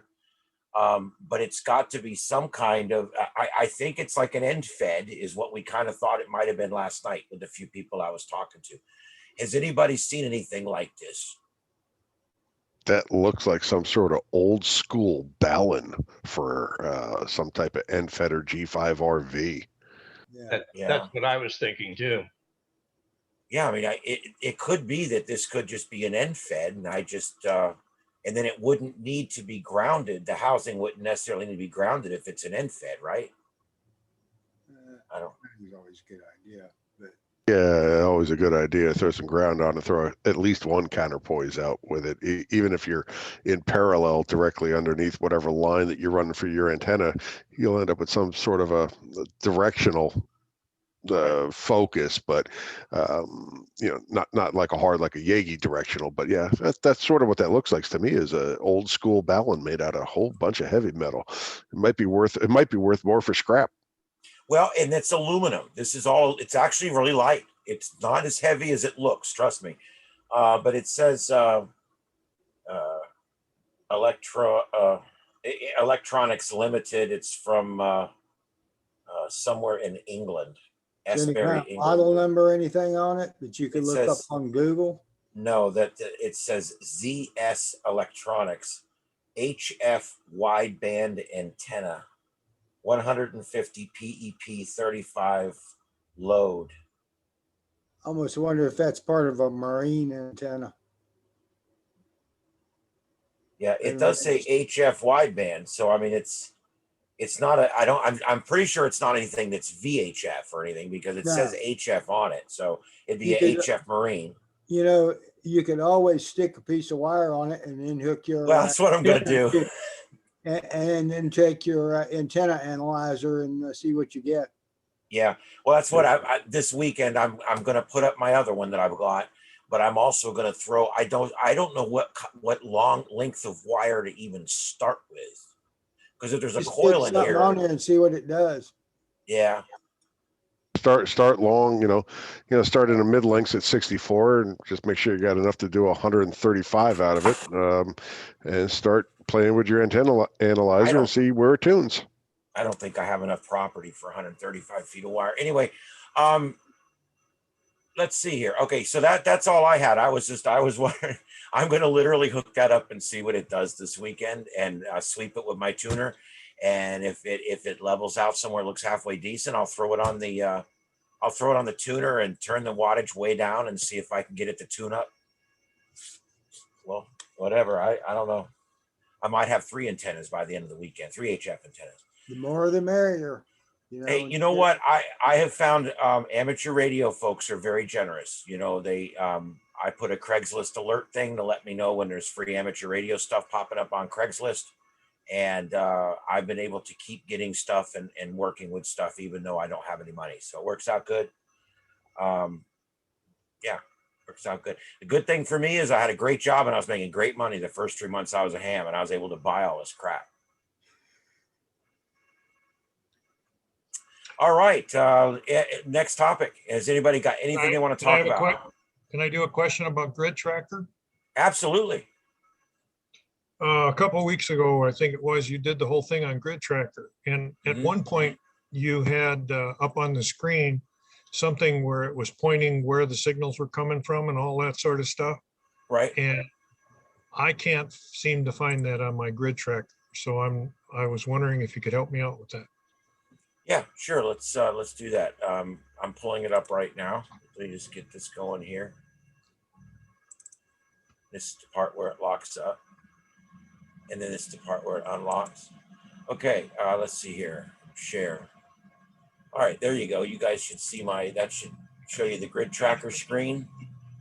Now, you were talking about like the list that comes up and shows all the people that are on the frequency, and if you have them there yet. You had lines going all over the place where the signals were going. Oh, well, you don't have to do anything to do that other than just have it hooked up, to my knowledge. Like I said, I got to turn this on here, but all you should have to do is literally just turn it on, and those lines should appear automatically. But let's check one thing here under maps, under mapping. This is your path color here, path width. Okay, let me get to that. Go under maps. Okay, I haven't even played with that at all yet. Okay, you want to make sure this first bubble is checked where it says animate active paths. All right. And then your live grid decay, that's just how long you want it to stay on after the event. And then your path width and your QSX path color. Those are the 4 things that will apply to what we were talking about. All right, so I'm going to write this down because it's still coming up. QSK path, QRZ path, and PSK spot color, right? Yep. And I just realized I cannot do Grid Tracker live while I'm doing this because I've got this configured for Zoom. So, but I can still use the program. I just can't actually have it pop up anything. I do not see at the top of my page. Where do I go to find this screen right here? Okay, on this screen here, you would go over here on the right. It's the 3rd row down all the way on the right. It's like a green gear and an orange gear. And when you hover over it, it says settings. It's right over here on the right. Oh, okay. Yeah, I had to get Zoom out of the way. Okay, I'm on settings. And then from there, you want to click map. Yep, there it is. Okay. And that's where you pick which map you want.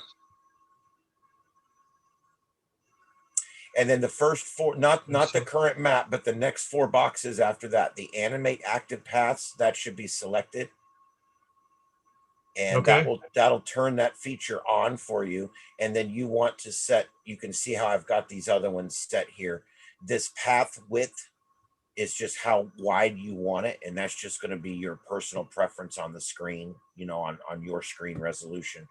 And then the path color, you can pick, the way this works is as you move it, it just changes color, and whatever color you leave it on, that's what color it's going to be. And there you go. And those 4 boxes right there are the ones that apply to what you're talking about. Okay, and then you put the next QRZ is all the way up, right? You got QRZ is pink, path color. Yeah, the QRZ, these are going to be, this is what shows your communications. So I set that to red. So in other words, everybody else is yellow and it shows my communications in red. That's why I've got this one here set on Got red. it. Yeah. Got it. And then the only other one there that's set is the green one below, and that's for your PSK spots, which I can actually, I think I can go ahead and put those on the map. Let's see if it'll drop those.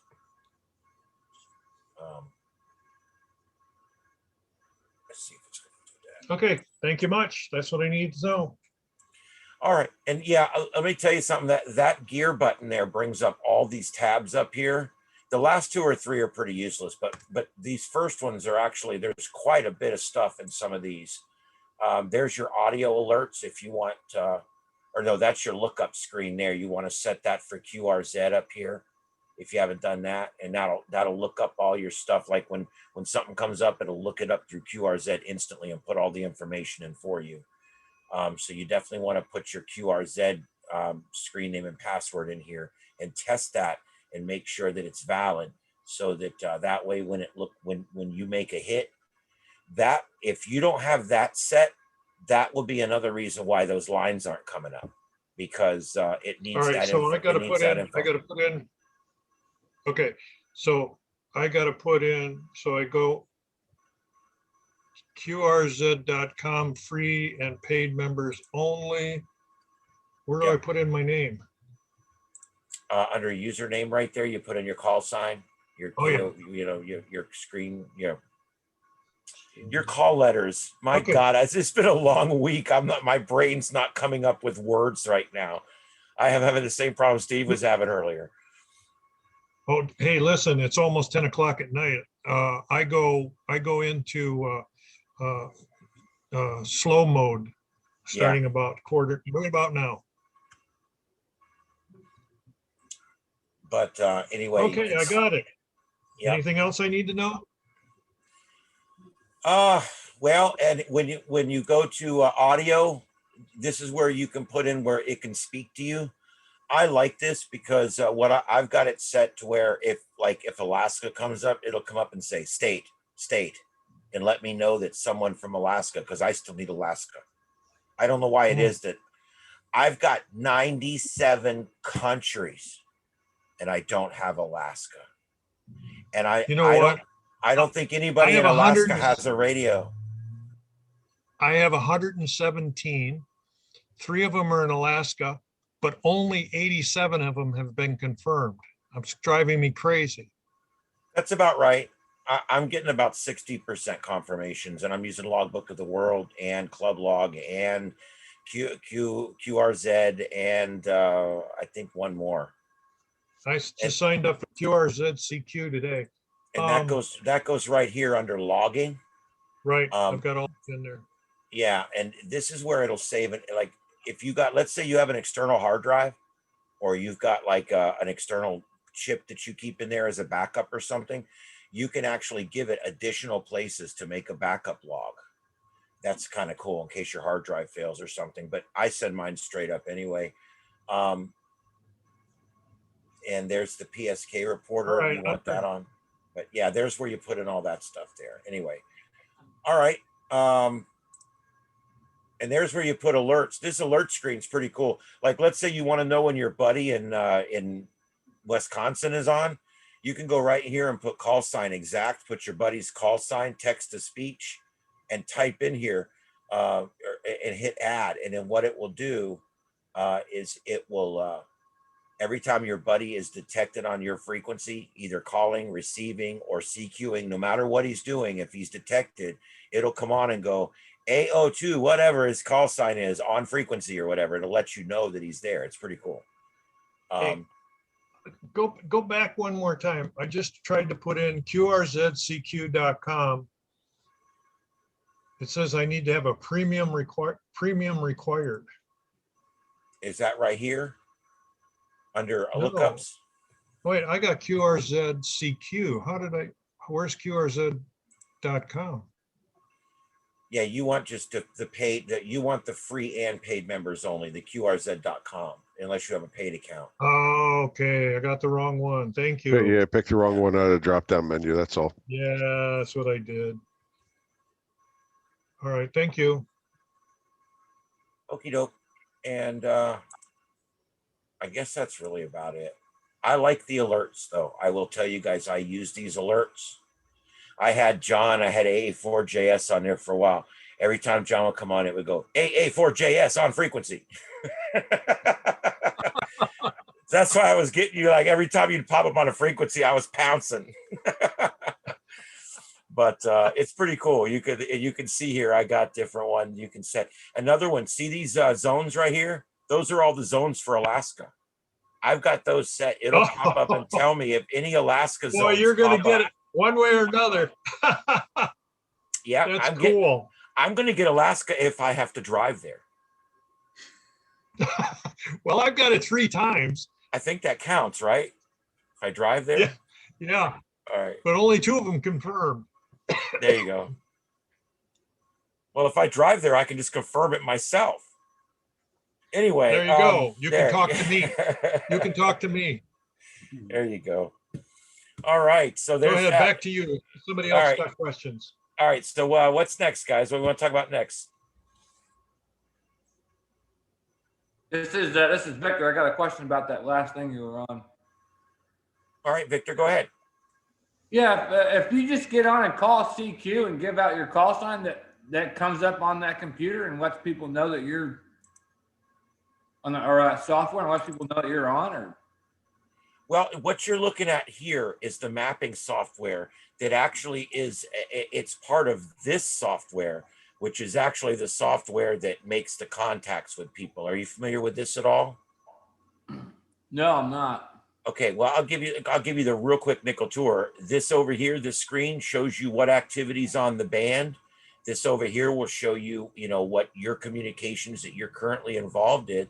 And basically what it does is it will monitor a frequency and a predetermined frequency. There's one frequency in every band that's set aside for FT8 or whatever mode you're using.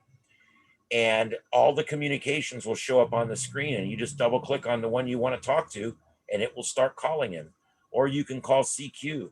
But it's a great way to digitally communicate with a lot of people, and you can make contacts really fast using it. I wish I could run this real quick. I might be able to set it up, but it would take a few minutes here, and I'm not sure if I would end up losing everything that I got going here with the Zoom meeting. So I'm not sure if I want. I did get, if you remember last week, wasn't it last week? I worked it live on the air. It took me a while to figure out before that Zoom meeting. For 2 days, I worked on with test Zoom meetings, figuring out how to get my one sound card to work with Zoom and my other sound card to work with the radio and all that kind of good stuff at the same time. But anyway, I would be glad to work with you one-on-one if you want at some point for an hour to get you started on FT8.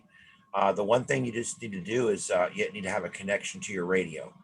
And I'll be honest, you don't even necessarily need another piece of equipment. A lot of radios, like my FT100, I simply took a plug that came out of the microphone and took the 2 wires that were the microphone wires and hooked that to a connector and put it right into my sound card. Then I came out of the other side of my sound card and I went into the speaker port on the back of the radio, and I'm talking on FT8 using Vox or voice activated mic, and it works. So you don't even need another piece of equipment. The only word of caution I'm going to give is ICOMs and certain other radios will send phantom voltage into the mic plug. So you need to look up your radio before you do what I just said and make sure that it does not send phantom voltage. If it does, you'll need a little converter box or a converter plug or something like Tom gave me, so you don't screw up your sound card, because it will. But that's really all you need to get on FT8. The programming's free. Both these programs we showed tonight are free. And like I said, the interface may be free too. I literally make my cables right here in the shack. So did I answer your question? Yeah, no, for some reason, what I was imagining what you guys were talking about was it was a system that knew exactly who everyone was that was on. Like if you were giving out your call on any band, this thing automatically recorded it and you could see that person was on there. So What you're it's talking about is that is a different program. Let me show you that. That's called Psk Reporter. You can find that on the Southwest Florida TechNet website under propagation, Psk Reporter. That's what you're thinking of here. With this is an amazing resource for all hams. Even if you're not into digital modes, you can still use this for phone. You can use it for anything. What this basically does, this shows you, there's a lot of people like me and thousands, 10,000 other hams that share what they call PSK data. And if No, you've got there is no one else like you, Ian. okay, well, there's other hams that are kind of like me, and they will share their PSK data by going here, File, Settings, and they will select under Reporting, Enable Psk Reporter Spotting. See that? If you do that, then your data will now be shared with everybody, and you will now contribute to something like this. Look at this amazing thing. I can tell right now what bands are open everywhere in the world. This is an amazing resource. At the top, you select what bands you want to see. If you select all bands, then you can use the color coding to tell you what lines or what band. You can do it by signals. You can do received or sent or both. You can do it by anyone, or you can put in a specific call sign. Like I can put in my call sign, FT8. I was on earlier, so let's go the last 6 hours for all bands. Now let's see, this is everything that my radio received on FT8 over the last 6 hours. I hit that, boom. There's my, it even shows me the most likely oval where I'm gonna pick stuff up there. But that shows you, those are all the radios that my radio has personally heard from in the last 6 hours. And what bands. Notice it's all the same color because my band's been on 20 all day. I leave it on 20 and go to work. And that way, if I get bored with work, I just dial in on TeamViewer and play FT8 for a while. I've actually sat in meetings at work with my tablet in my lap working FT8. It's a great way to kill time when you're in a boring meeting, like this one. Anyway, but there you go, right there. Yeah. Have you tried 17 the last couple of mornings? I've racked up like 20 different countries on 17 on FT8 in the morning before 10 o'clock. Ever since I reconfigured my antenna, I can't get 17. I can't get it to tune in. I can't. Yeah, but I got a trap vertical that's got 17 on it, and it's going up this weekend. So I might be I'll back. tell you, 17 has been hot for 3 or 4 days. I can't wait till tomorrow morning. I see that it's busy out there, and even I've seen some stuff on 15 a few times. Even like midday, you start to see some 15 popping up. And again, guys, if you want to check on that, look at this. You can go all bands. You can come down here and let's just talk about 17, like we were just talking about. Sent and received by anyone on FT8 in the last 6 hours. Go. And this will show me what's been happening on this band. Look at that. Yeah, it's been good today. But look where it's been good. It's in the last 6 hours, like you said, it's a morning band, because this look where the last 6 hours has all been over on the West Coast. So if we check this back in the morning, or in this case, what we can do is we'll set this for 12 hours and we can go, and that'll show us what it looked like earlier on. Is it going to go? I guess that's it. No, that can't be it. I don't think something's right here. Anyway, that PSK spotter, guys, I'm telling you, even if you don't use FT8, go get on this thing and set it for FT8, because that will show you where the propagation is. It'll show you everything you need to know. Yeah, it's still, for some reason, it's not doing 12 hours. I don't know why. I'm 1 minute from my bewitching hour where my motor shuts off. So I'm going to say 73 to you guys. All right, Dwayne. Well, good luck, and we'll talk to you on the Sunshine Net. Yep, and I'll be back next week because I can't wait to see the rest of this Raspberry Pi stuff. Yeah, because Raspberry Pi has a hat now. There you go. Looking And forward to next it. week, we're going to put on shoes. All right. Well, my All Raspberry right. Pi's even got its own battery. So, Well, there you go. Pretty all right, soon, see ya. pretty soon it'll be cleaning the house. All right, we'll see you later. Have a good one. All Bye-bye. right. I talk to Dwayne all the time on the Sunshine Net up there, guys. If you've never checked it out, the Sunshine Net's on every morning at 8:30 on the WX4E repeater system up there, and it's a great net. Unlike the Lee County nets, you check in one at a time, so you can pop in whenever you get there. You don't have to sit through the whole thing, and they have a topic of the day, and it's really fun. And just about any tower will get up there because it's they've got a UHF and VHF and Winlink, Echolink. So you can get on that no matter what. All right. Anything else? What other topics anybody want to talk about tonight? Want to talk about John's love for bow fangs? Want to talk about Tom's infinity for non-standard phonetic alphabets? I got a question. Yes. Yeah, this is Victor again. Hey, I got a Wolf River Coils antenna, and John knows about this issue. I think he might have been on a 10-meter net too the other night, Ian. So I'm running. It's on a tripod, and I'm running three 33-foot radials on it, and I can get the SWR down pretty good. And I was playing around at 10 meters tonight, just trying to get my SWR and everything tuned up, and it just wouldn't go down, below 1.4, and took a few grounding rods and just touched them to each one of the feet of the tripod. So I got 3 grounding rods all touching each other, going all the way around the feet of the tripod. They're all touching the tripod, and the SWR drops. So with that being said, should I just drive a grounding rod into the ground a couple feet and then just wire that onto the antenna tripod somehow just to get a better ground? Hey, even easier. Just try pouring some water on those feet. If you got dry ground, you're not going to get a good coupling. Just get a bottle of water. Okay. Driving a ground rod couldn't hurt, Victor. Okay. It couldn't hurt, but it's a lot more effort than just pouring a bottle of water. For me personally here, I just run a line down and I throw it into my canal. Okay, just we're at the feet of the antenna. Just kind of soak it.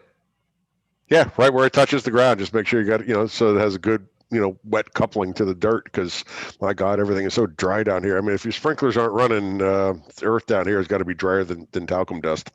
Well, that's funny you say, because I've noticed that I get better SWR in the mornings, and then late in the night when it seems like maybe when there's dew on the grass. Yep, that's exactly right. You got a little bit of dew to provide that coupling. Absolutely.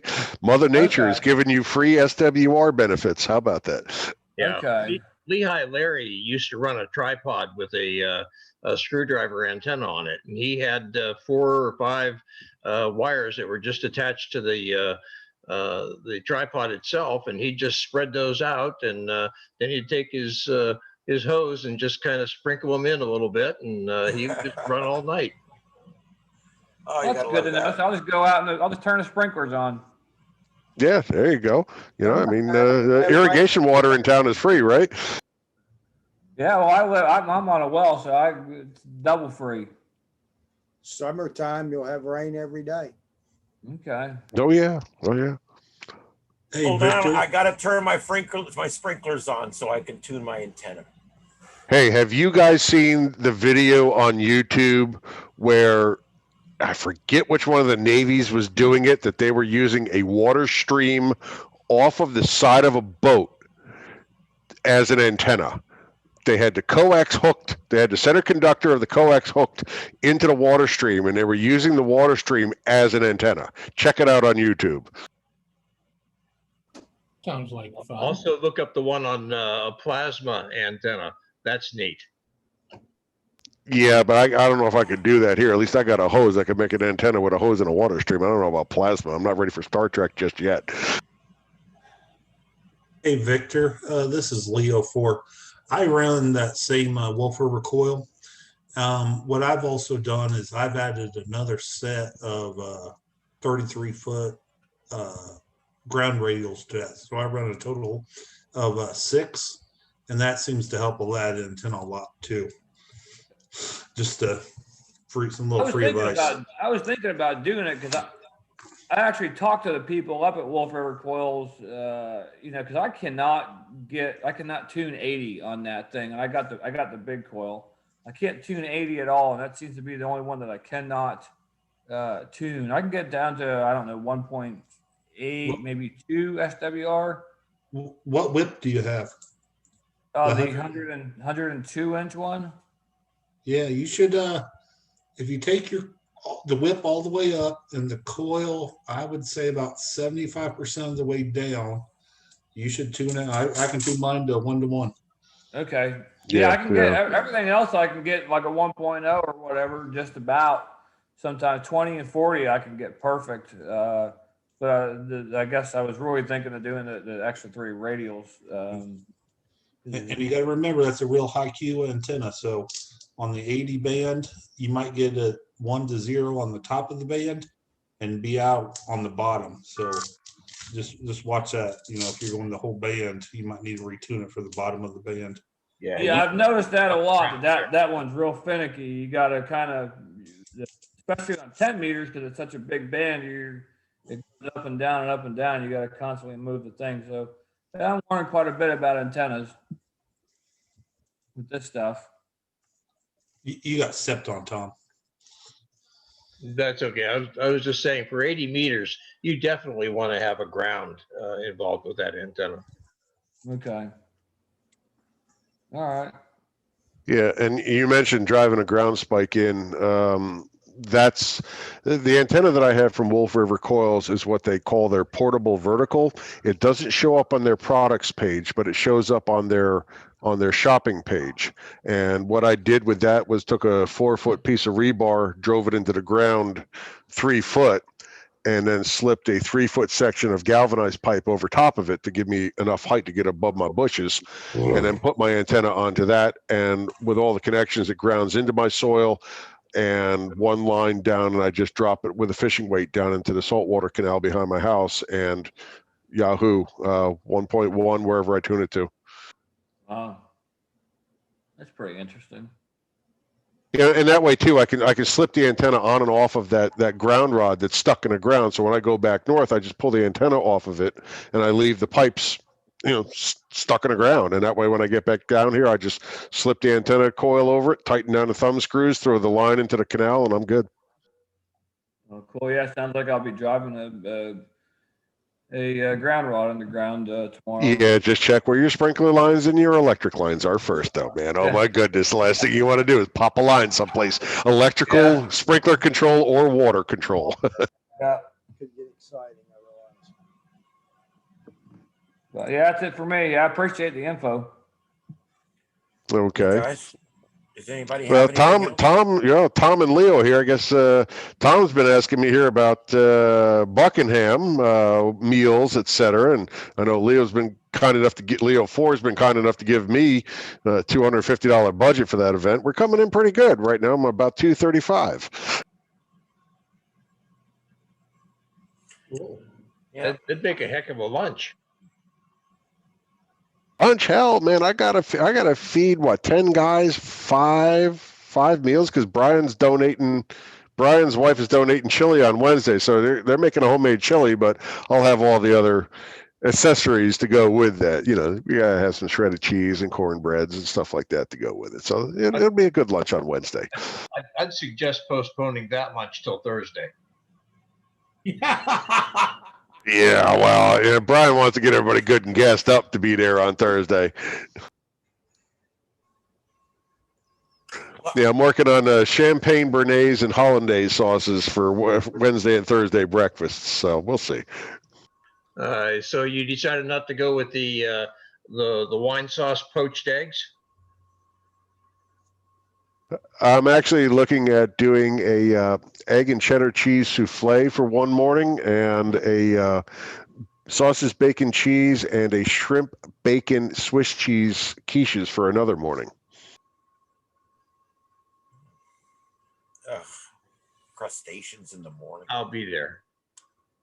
Dude, bacon, shrimp, and Swiss cheese with eggs. Dude, Ian, you got to be more adventurous eating, buddy. I'll tell you what. You go to Key West. You go to Blue Heaven Restaurant and get their fire grilled lobster eggs Benedict. It's never on the menu, but it's been on the special menu for 20 years down there. My God, you will think you're in heaven. And they Blue Heaven. so well. Oh yes, they do it so well. Oh my God, we go there every year. We go down. You know, for a boy that was born in Fort Myers, Florida, and has lived here his whole life, I do not eat seafood at all. At all. I don't eat anything that smells like tennis shoes boiling. Yeah, I don't eat anything that looks like crap incarnate. I don't eat anything. I'm not adventurous. Steak. Oh, dude, you should have been Beef, here tonight for dinner. I did a vegetables. Parmesan crusted triple tail piccata tonight that turned out absolutely gorgeous. Don't even know what it is. No thanks. I've got a weird rule. If I can't pronounce it or don't know what it is when I read it, I don't order it. So yeah, I'm not adventurous at all. When I go out to eat, I go where I know where I can get something I eat. Yeah. You're the kind of go to New Orleans and eat at McDonald's. Oh my God, he wouldn't even know what shrimp etouffee is. Let me tell you something. If I went to New Orleans, which I've been twice, yeah, I eat at local chain. I eat at national chains where I know what I'm getting, because that local food, it all has just a horrible smell. And yeah, so I'm very strange that way. I'm a very adventurous person.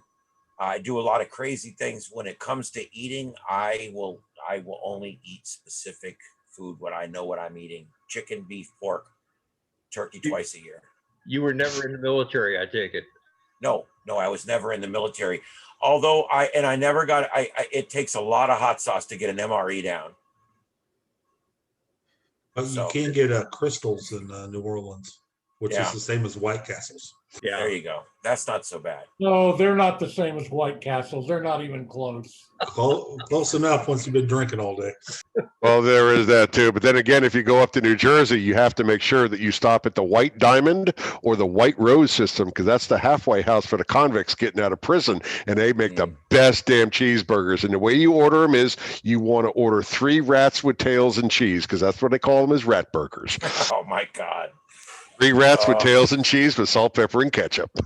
And of course, you guys all heard about the cookies that the sheriff donated for the end of the line when you get your COVID shot. They're all done by the prisoners.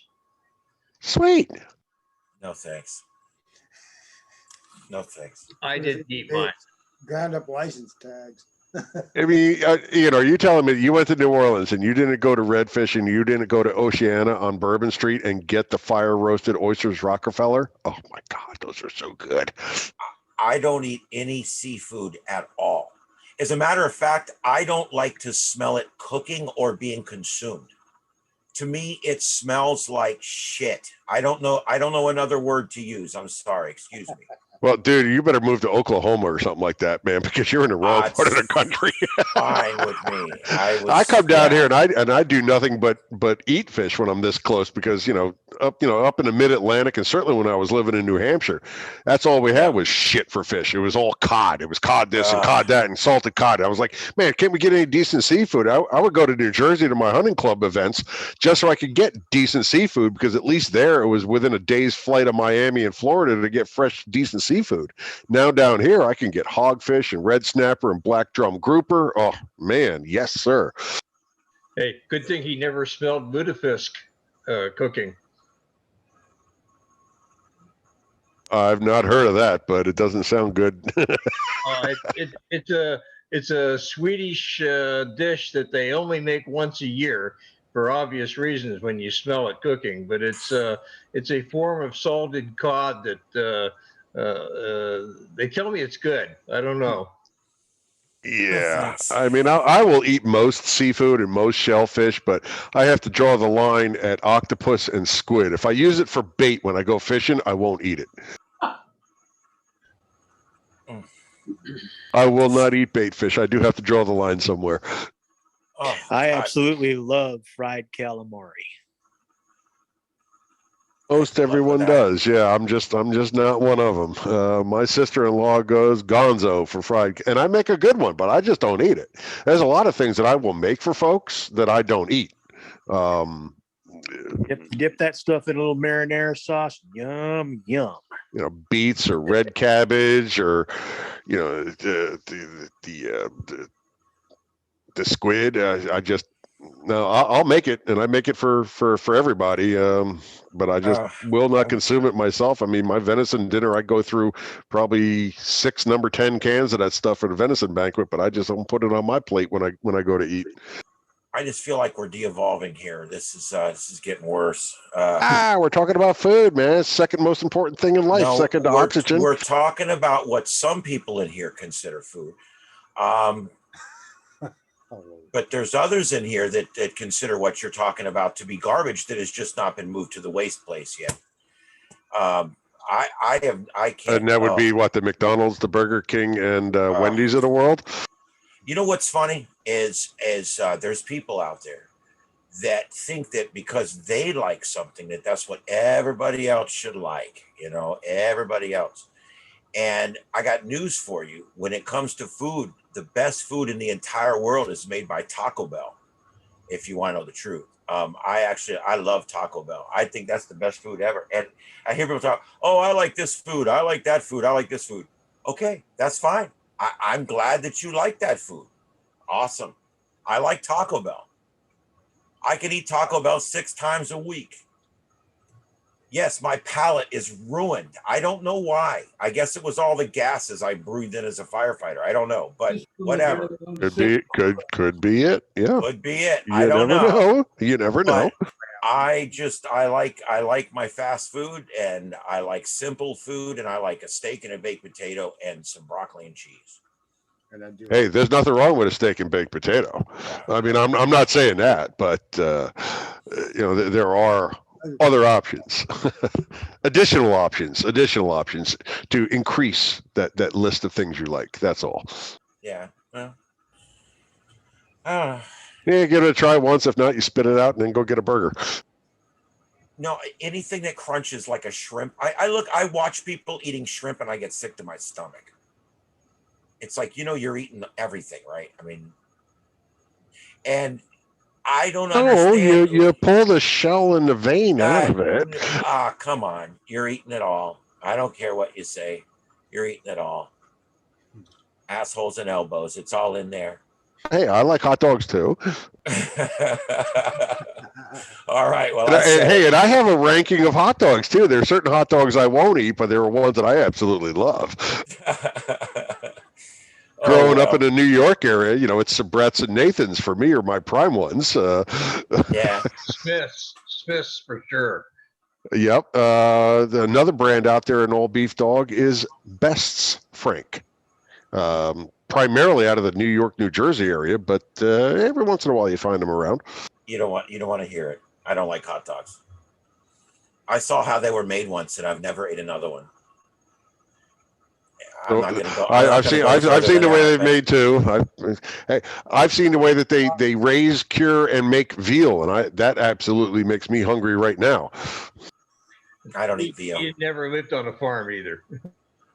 He's never hunted his own food. He's never been hungry enough to have to hunt his own food and eat it. No, I went and did summers on my uncle's farm in Plant City. Got the eggs every morning, milked the goats. I mean, I've done it. I'm not some kind of city boy, city slicker.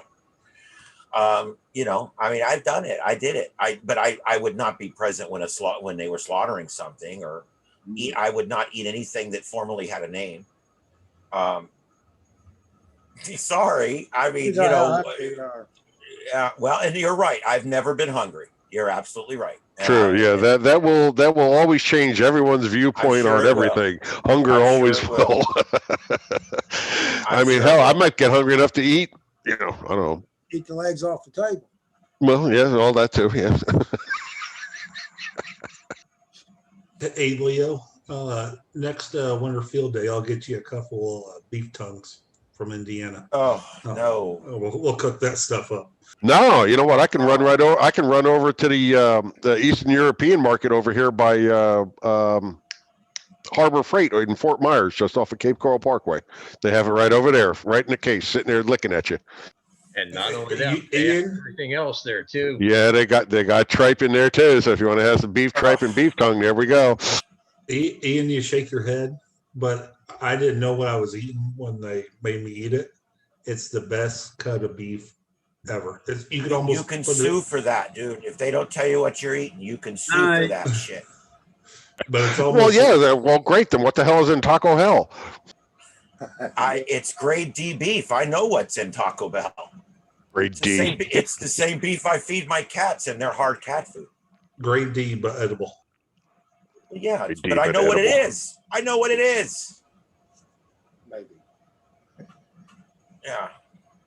I love me some Taco Bell. Oh my God. I get a beef and bean burrito with extra cheese and dip it in lots of that sauce. Steve, you're not saying anything. Yeah, I know. I'm waiting for my turn. Okay, it is your turn. What do you got? All right. Let me try this. Back to you, Steve. Leo, I wanted to ask you a couple of questions. Were you the Leo that was set up over at the swap shop park here a couple of weeks ago? Yep. Okay. And you had your Wolf River coil and your Go box, and I told you that's exactly what I wanted to do with my Go box. You remember me? Yep. Okay. What battery were you using and how big was it? It was a lithium iron phosphate, and I have the 40 amp hour battery, which is probably bigger than what you need, but it'll run that radio for over 24 hours. Okay. How are you charging that? Are you charging that with your power? Do you have a PowerWorks power supply? How do I charge the battery? Yeah. I have, it comes with a AC/DC converter charger, and I also have solar. Okay. Your solar's going through what? Your control? It is a PowerWorks controller, which is about the size of a, think of those little wooden match boxes. You know what I mean? Striking their matches. It's about that size. It's super small. Okay. And it's from PowerWorks. Wow. Okay. Do you know anything about the BioEnos batteries? Yeah, I know what he's talking about. BioEno. Yeah, I know what he's talking about. The lithium iron phosphate batteries? LiPo, yeah, lithium ion phosphate. Yeah, that's what I got. Yeah. Well, I just wondered if you know anything about the BioEnos. That's the name of it, you know, like Dakota or whatever. Oh, yeah. I've heard them talked about on like forums on Facebook, but I've never used one. Okay, well, I'm thinking about getting a battery, but I don't know if I should go for a 20 or a 40. What would you suggest? What radio are you going to run it on, and at what power? I want to be able to do 100 watts on my ICOM 7300 and the FT 400 for the UHF VHF. At the same time, or are you going to run both radios? No, I'll never run them at the same time. They may be on together, but that's it. Okay, yeah, because usually just sitting there monitoring, and you don't really worry about it. What I would do is check the pole of your radio when it's broadcasting. Okay. And that'll give you the amount of amps it's pulling, you know, and then decide how long you want that battery to last. If it's pulling, you know, 20 amps, you know, that's going to pull down a 20 amp hour battery. You know, you can figure out how long that battery is going to last, because usually on standby it's pulling next to nothing, so it doesn't really matter. Most HF rigs pull about an amp and receive. Yeah. There's a good one for you, Ian. These new batteries. Oh man, are they ever nice? Holy cow. That picture that Ian brought up, that lithium iron phosphate, that's what we're all thinking we're using in the club. That's I can go get it. It's sitting out in the garage. Yeah, well, you see, that's a bio-eno. Yeah, and now that he shows it, that's what I got right there. Yeah. Oh, But okay. that's only a 15 amp hour. Yeah. Well, I didn't know if I wanted to go 20 or 40. 40, I mean, I figure this is going to be a one-time battery for probably the rest of my life. Well, that was my thinking. I was going to get a 20, and then I looked how much more 40 was, and I was like, if I get a 20, then I'll want a 40 next week. Yeah. So might as well just get the 40. Yeah. Well, I think that's what I'm going to do, get a 40. That way, if I have any problems with a hurricane, the power out for 10 days, like happened here the last time, I got something, you know, and I can charge it with my generator. So, because a lot of time, you know, like the last time I had a fan blowing on me. I can't stand that hot. So I had a fan blowing on me while I was trying to sleep all night long. I used my tractor battery, and then I would charge it the next day. And that worked out fine, but one of these would work better. Yeah, see, and I have that box with the USBs and the power poles and the cigarette, whatever charger thing it's called now. Right. But I also have a fan that runs via USB.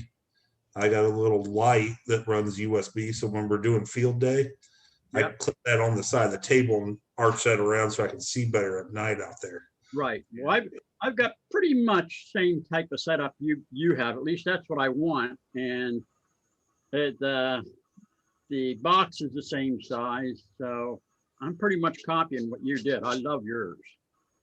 Are you going out there tomorrow? Going where? You going to the swap shop tomorrow? Yeah, I am. I can throw mine in the truck. I'll be there. All right. Yeah, I'll look forward to that. I'll see if I can find all my solar stuff too. Put it on there. But yeah, I love the solar. It charges almost faster than the AC plug. Yeah, well, that who does PowerWorks? Who sells it? I buy it directly from PowerWorks. Yeah, that's where I get my power supply, and they have West Mountain Radio. Yeah, that's what I'm thinking of. They have diagrams on how to hook it up with their converters and everything, you know, so you can charge your battery with their PowerWorks power supply. And I thought, now that's pretty neat. That, and then you can put your solar panel into it too. It's all controlled. Go back to that website, Ian, and type in solar charge controller.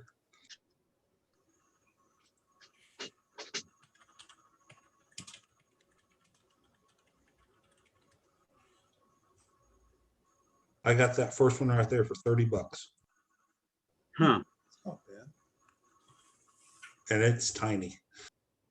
Yeah.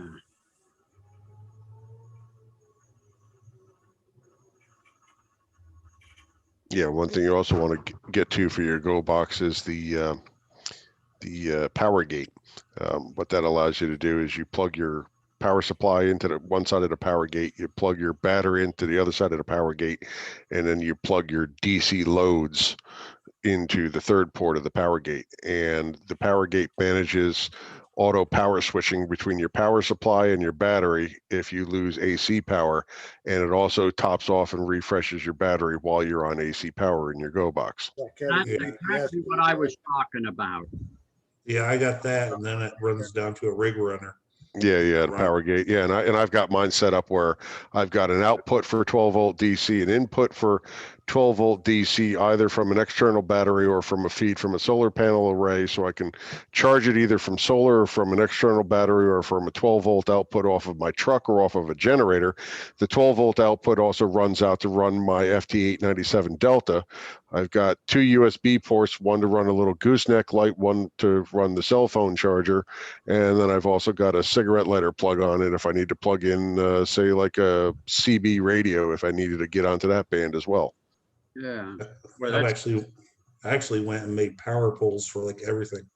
I got a cigarette charger in, cigarette charger out, Yep. USB out. Just one day I just sat there and started making power poles. Anything I could find, I was clipping off the ends and making power poles. That's the power poles. Must have been raining down here. Oh, All right, guys, anything else? There's Tom's box. Say something, Tom. So Yeah, there you go. Yeah, I've seen those. If you go on the Craigslist for Fort Myers and just type in ham radio, you'll see those power type boxes appearing on there from some manufacturer out there. He's got a whole bunch of bells and whistles on it and all kinds of ports and meters and stuff like that too. But if you just do a ham radio search on the Fort Myers Craigslist area, they pop up in those sportsman cases. yeah. Something else to get for your battery, Steve, is get, and I'll show you tomorrow. It's a little thing, and it'll watch how much battery is coming off, how much power is coming off your battery.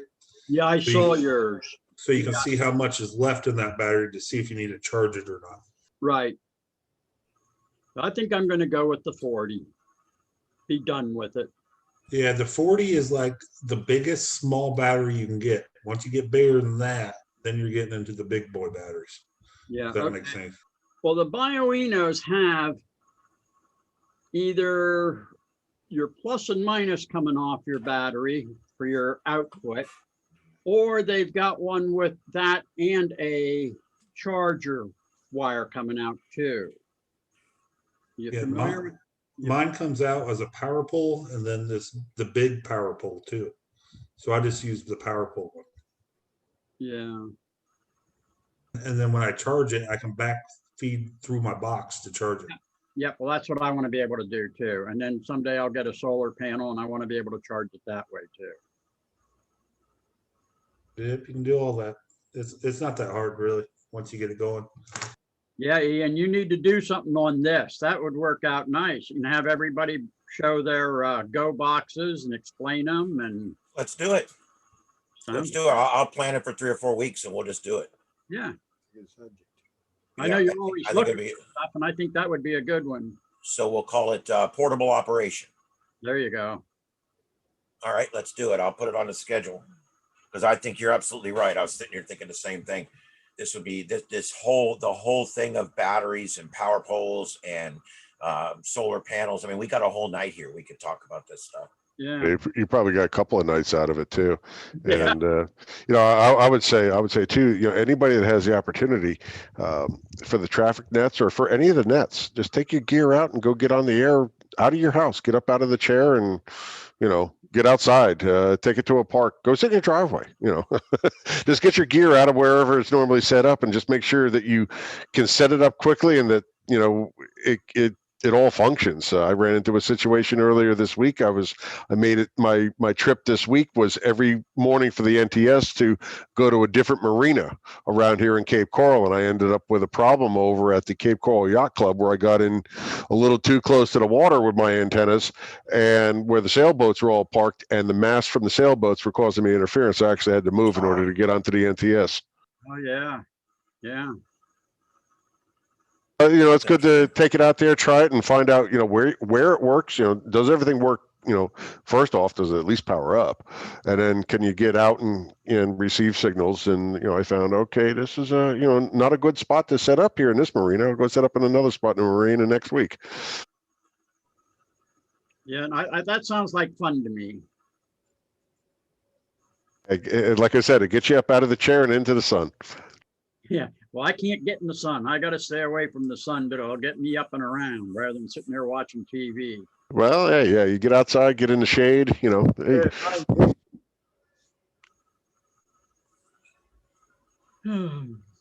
I started walking my dog at nighttime. When I'm done here, I'll take her probably around 11 o'clock. And I go for 1.5 miles. And I'm surprised how much my blood sugar goes down from that walk. Yeah. Exercise is key. Absolutely. Yeah. Like I said, hey, get up and get going. Yep. I know it, my Tom. Yep. All right, well, I think we solved all the problems Yeah, of the I world think, for this evening, so I think I'm going to sign out. Yep. I mean, other than politics, we've solved it all, and there is no solving that. So, Yeah. Agreed. Agreed. yeah. All right. Punch you got in Ta- there. Talking about politics, check your account. I already got my little stimulus money. Well, there you go. Oh, wow. I haven't looked at that yet. Okay, guys. Well, if you're ready to call it quits, I am too. All right. Good. All right, guys. I I'll see appreciate everybody at coming Swap in. Shop tomorrow. All right, I'll be there. We'll see you tomorrow. We'll be on. Have a good one. Night. See ya. Good night, guys. Good night, everybody. Good.